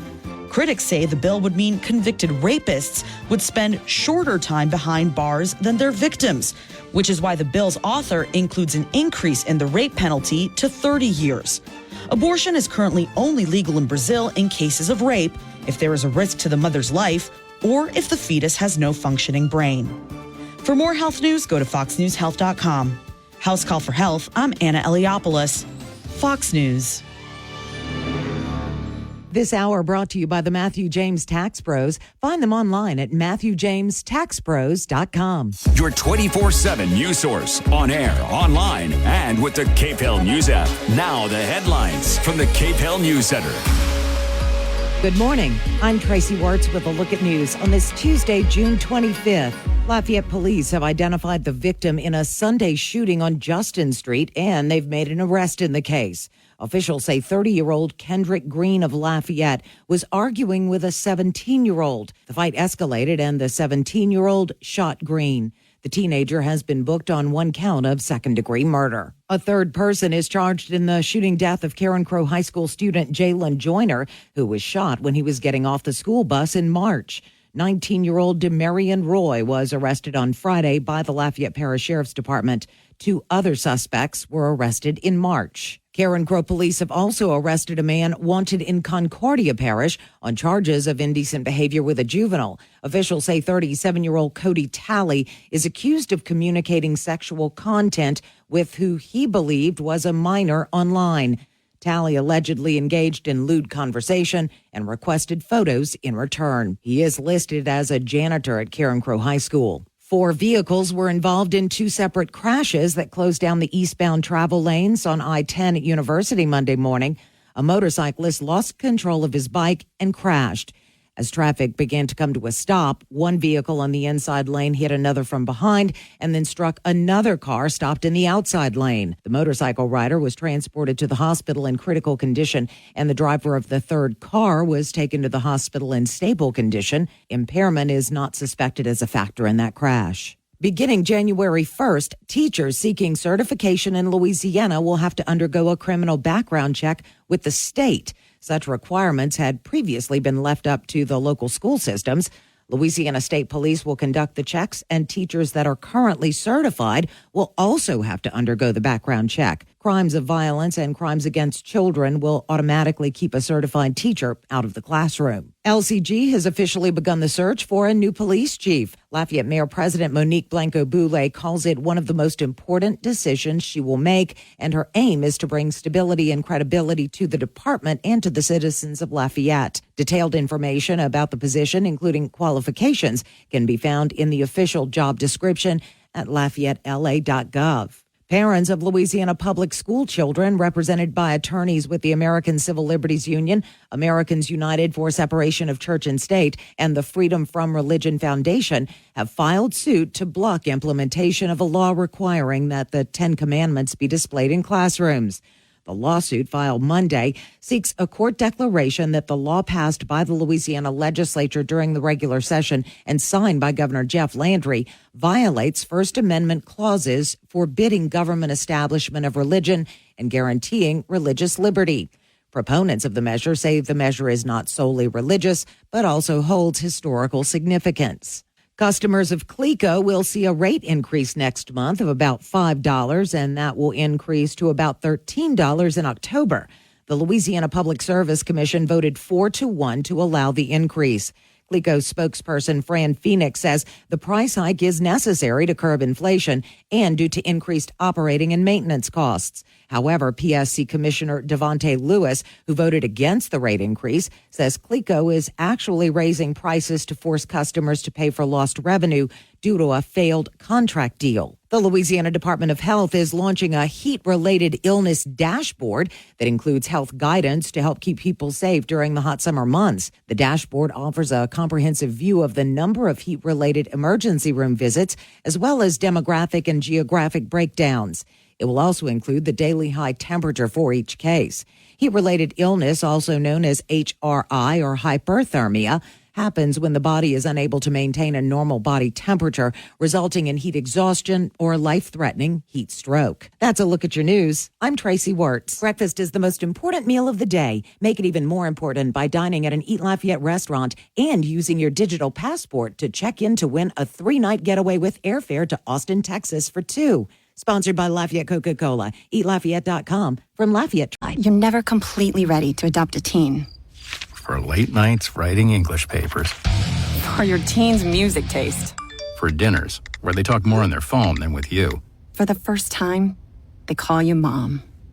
You're never completely ready to adopt a teen, and you can't imagine the reward. To learn more about adopting a teen, visit adoptuskids.org. Brought to you by the U.S. Department of Health and Human Services, Adopt U.S. Kids, and the Ad Council. Heat advisory in effect again today with the heat index getting up to about 110 during the hottest parts of the afternoon. Those winds are going to be coming from the south at about 5 to 10 miles an hour. Highs in the mid-90s with a 30% chance for some scattered showers later this afternoon. Looking ahead through the remainder of the work week, rain chances are a little bit better, which will help with those high temperatures, but no washout days coming up. From the Storm Team 3 Weather Lab, I'm KTC meteorologist Daniel Phillips on News Talk 96.5 KPEL. News Talk 96.5 KPEL. Right now, traffic. All right, taking a look at traffic on the roadways. There are no accidents. That's really good because yesterday was a harrowing day on the roads. It is warming up out there and very still. There's no wind. Current temperature 84 degrees.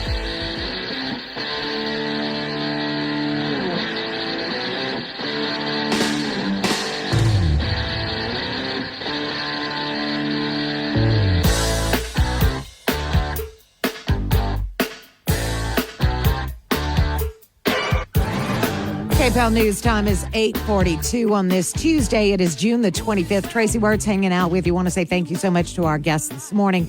Randy Olson with Prime Title and Walter Campbell with Keller Williams. Real talk about real estate. Investing in real estate. I know my husband and I have had our eye on that for a while. And if you have, then go ahead and give them a call and they'll help walk you through the process. Just intriguing. Also earlier in the 7 o'clock hour, we talked to new state representative Chance Henry, who took over District 42 when John Stefanski stepped down to run for Attorney General. And Chance's background is in insurance. And he just did a great job about explaining what they went through in the process, the freshman representatives and senators, and how all of that worked out. But he talked a lot about Tim Temple's plans and the fact that he supports the plans that Tim Temple has to help solve the insurance crisis here in the state of Louisiana. And interestingly enough, Louisiana Radio Network did a story just yesterday about homeowners, especially who are faced with deciding whether to sell their homes because of insurance costs. And Chance did mention, he said, there's not many insurance companies that will even write policies south of I-10. And even if you're north of I-10, especially right there along the I-10 corridor, it's a challenge and it's certainly expensive. We see that here in Acadiana. New Orleans obviously is a hotbed when it comes to insurance issues. They did a story with a New Orleans homeowner who said she is in the space where she's having to make some very tough decisions. Her name is Sharon, and she owns her own public relations company. She says she's been downsizing her business as she prepares to retire, but she said the increase in property taxes and insurance has forced her to spend what would be her retirement savings just to stay in her home. And this is a quote from her. She said, "If I had thought that property insurance rates would go up so fast and so drastically, I would have budgeted for that, but I never saw that rates would double and then increase again." And that is what we have all seen. We've talked about it on this show numerous times. A lot of people in certain areas can only get insurance through Louisiana Citizens Property Insurance, which is what they call, quote, air quotes, the state's insurer of last resort, which means that no companies will touch you, but you need homeowners insurance, so they will insure you. The problem is that last year, Jim Donnellan and his office approved, I think it was a 67% increase. And that's what so many folks saw in terms of those just incredible jumps in their property insurance, especially if they weren't aware that Louisiana Citizens was the underwriter for their wind and hail. Because remember, in the state of Louisiana, a company can do just hazard insurance, but may need to lean on someone like Louisiana Citizens to write the wind and hail portion of your policy. And if that was the case, that could be why your homeowner's insurance went up so much. I know that was the case for my husband and I when we got that incredible increase. I was not even aware that Louisiana Citizens was writing the wind and hail portion of my policy. I was going through a company thinking they were doing it all. And then when my bill more than doubled, it was insane. Now, Sharon in New Orleans says that it costs her nearly $15,000 to insure her home annually. And I mean, think about that. That's what, $1,250 a month. That's $1,200 a month.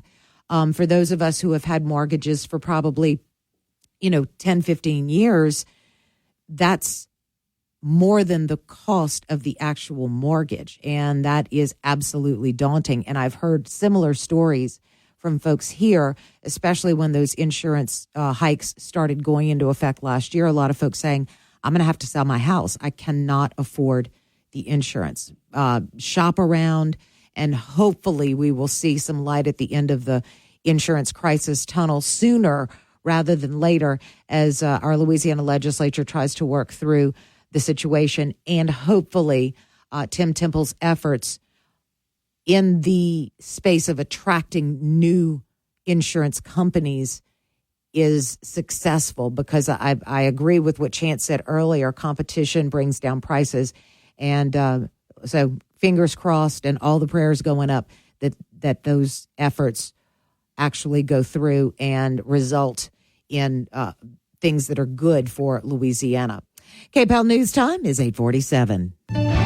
Media Minute with Howard Kurtz. With all the media speculation about Thursday's debate, I'm going to join with a contrary take. So all the focus has been on President Biden. And with the bar set so low by Donald Trump and his allies, he is senile, doesn't know where he is, can't string two sentences together. The president will probably come up with a reasonably strong and cogent performance, and the media will say he's the winner by far. But I think the focus should be on Donald Trump. When I interviewed him for an hour at Mar-a-Lago some weeks ago, he was very disciplined. People underestimate that about him. He answered all kinds of difficult questions, knowing I have a more independent audience, and he did it without missing a beat. If he does that, then Trump may convince some people, some disaffected Republicans, independents, that he can sound presidential. That not only lasts usually a day or two, but that's all he would need to get by. With your Media Minute, Howie Kurtz, Fox News. If you think that no seatbelt beeping noise is annoying, wait until you get a ticket. Buckle up, Louisiana. Securing America. Russia is claiming that the U.S. is responsible for a weekend Ukrainian strike in Crimea, which reportedly killed 4 people. The Russian UN ambassador saying Monday that, quote, Washington is directly involved not only by supplying the missiles, but fully controlling their flight missions. State Department spokesman Matt Miller reacted during a Monday briefing. We provide weapons to Ukraine so it can defend its sovereign territory against armed aggression. That includes in Crimea, which of course is part of Ukraine. In response to the Russian statement that, quote, the fact that the U.S. is directly involved on this crime is beyond any doubt, Miller added that it's not unusual for the government of Moscow to make ridiculous, hyperbolic claims about responsibility that aren't borne out by fact. The Defense Department also reacted. Pentagon Press Secretary Major General Patrick Ryder. If they're concerned about casualties among their forces, then they should stop this war immediately. Kevin Uretsky, Fox News. Heat advisory in effect again today, with the heat index getting up to about 110 during the hottest parts of the afternoon. Those winds are going to be coming from the south at about 5 to 10 miles an hour. Highs in the mid-90s with a 30% chance for some scattered showers later this afternoon. Looking ahead through the remainder of the work week, rain chances are a little bit better, which will help with those high temperatures, but no washout days coming up. From the Storm Team 3 Weather Lab, I'm KTC meteorologist Daniel Phillips on News Talk 96.5 KPEL. News Talk 96.5 KPEL. Right now, traffic. The roadways are clear this morning. That's good news after such a busy day yesterday. Current temperature is 84 degrees.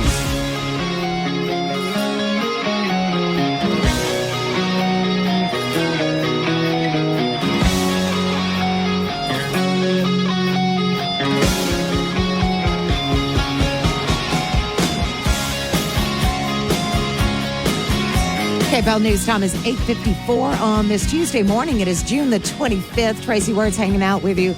Tomorrow, of course, is Wednesday, and it's our Mayor's Minutes. That's going to be, let's see, tomorrow is the 4th Wednesday. So tomorrow we will have a visit from Ken Ritter from Youngsville. That'll be an interesting conversation. We were in Youngsville, my husband and I, this past weekend, and I hadn't driven through there in a while, and just very impressive. They've done some great work in Youngsville. I think we hit every roundabout, too, which is pretty cool. Also, we'll have a visit from Lafayette Parish School Superintendent Francis Touchette. and talk about what's going on in the Lafayette Parish school system. Also, a couple of reminders of things that are happening that you and your family may want to consider, or you may want to consider in terms of giving back to the community. One of the things, speaking of schools, is United Way's annual Stuff the Bus campaign. It's going on right now. And I really like this campaign because a few years ago, they transitioned from it being a school supplies for the children drive to a school classroom supplies drive for teachers. There are so many great organizations across Acadiana who do school supplies for children, those kind of drives. And I think that though that population is well served, the teachers, though, a lot of times have to provide certain things for their classrooms, and that needs to come out of pocket. I was reading a press release from the United Way just the other day, and it can be a little daunting. I mean, they can spend anywhere from $82 to $640 on things that they need for their classrooms. And there's probably some teachers laughing out there saying, oh, it's a lot more than that. But this is little things. It may be markers. It may be folders. But you can go to unitedwayofacadiana.org/stuffthebus and find out how you can help. They also have locations for drop-off. And then on Friday, they'll be stuffing the big bus. So might want to consider helping out your local teachers. KPEL News Time is 8:57. Y'all have a great day and God bless. The Fox Business Report is brought to you by Gulf Coast Bank, your local community bank. Whether your financial needs are for an individual, a business, or for the whole family, Gulf Coast Bank has the knowledge and products to serve you best. With 9 convenient locations throughout Acadiana, you're never far from a friendly Gulf Coast Bank associate.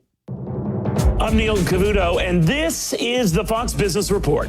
Amazon and Walmart will compete with back-to-school summer shopping events. Amazon's Prime Day sale will be July 16th and 17th. Walmart's deals kick off July 8th at 5 p.m. Eastern Time and continue to July 11th. Both companies are promising price cuts on electronics and other items, and they are both making a big push for back-to-school shopping. Microsoft is now facing allegations of violating antitrust rules in the European Union.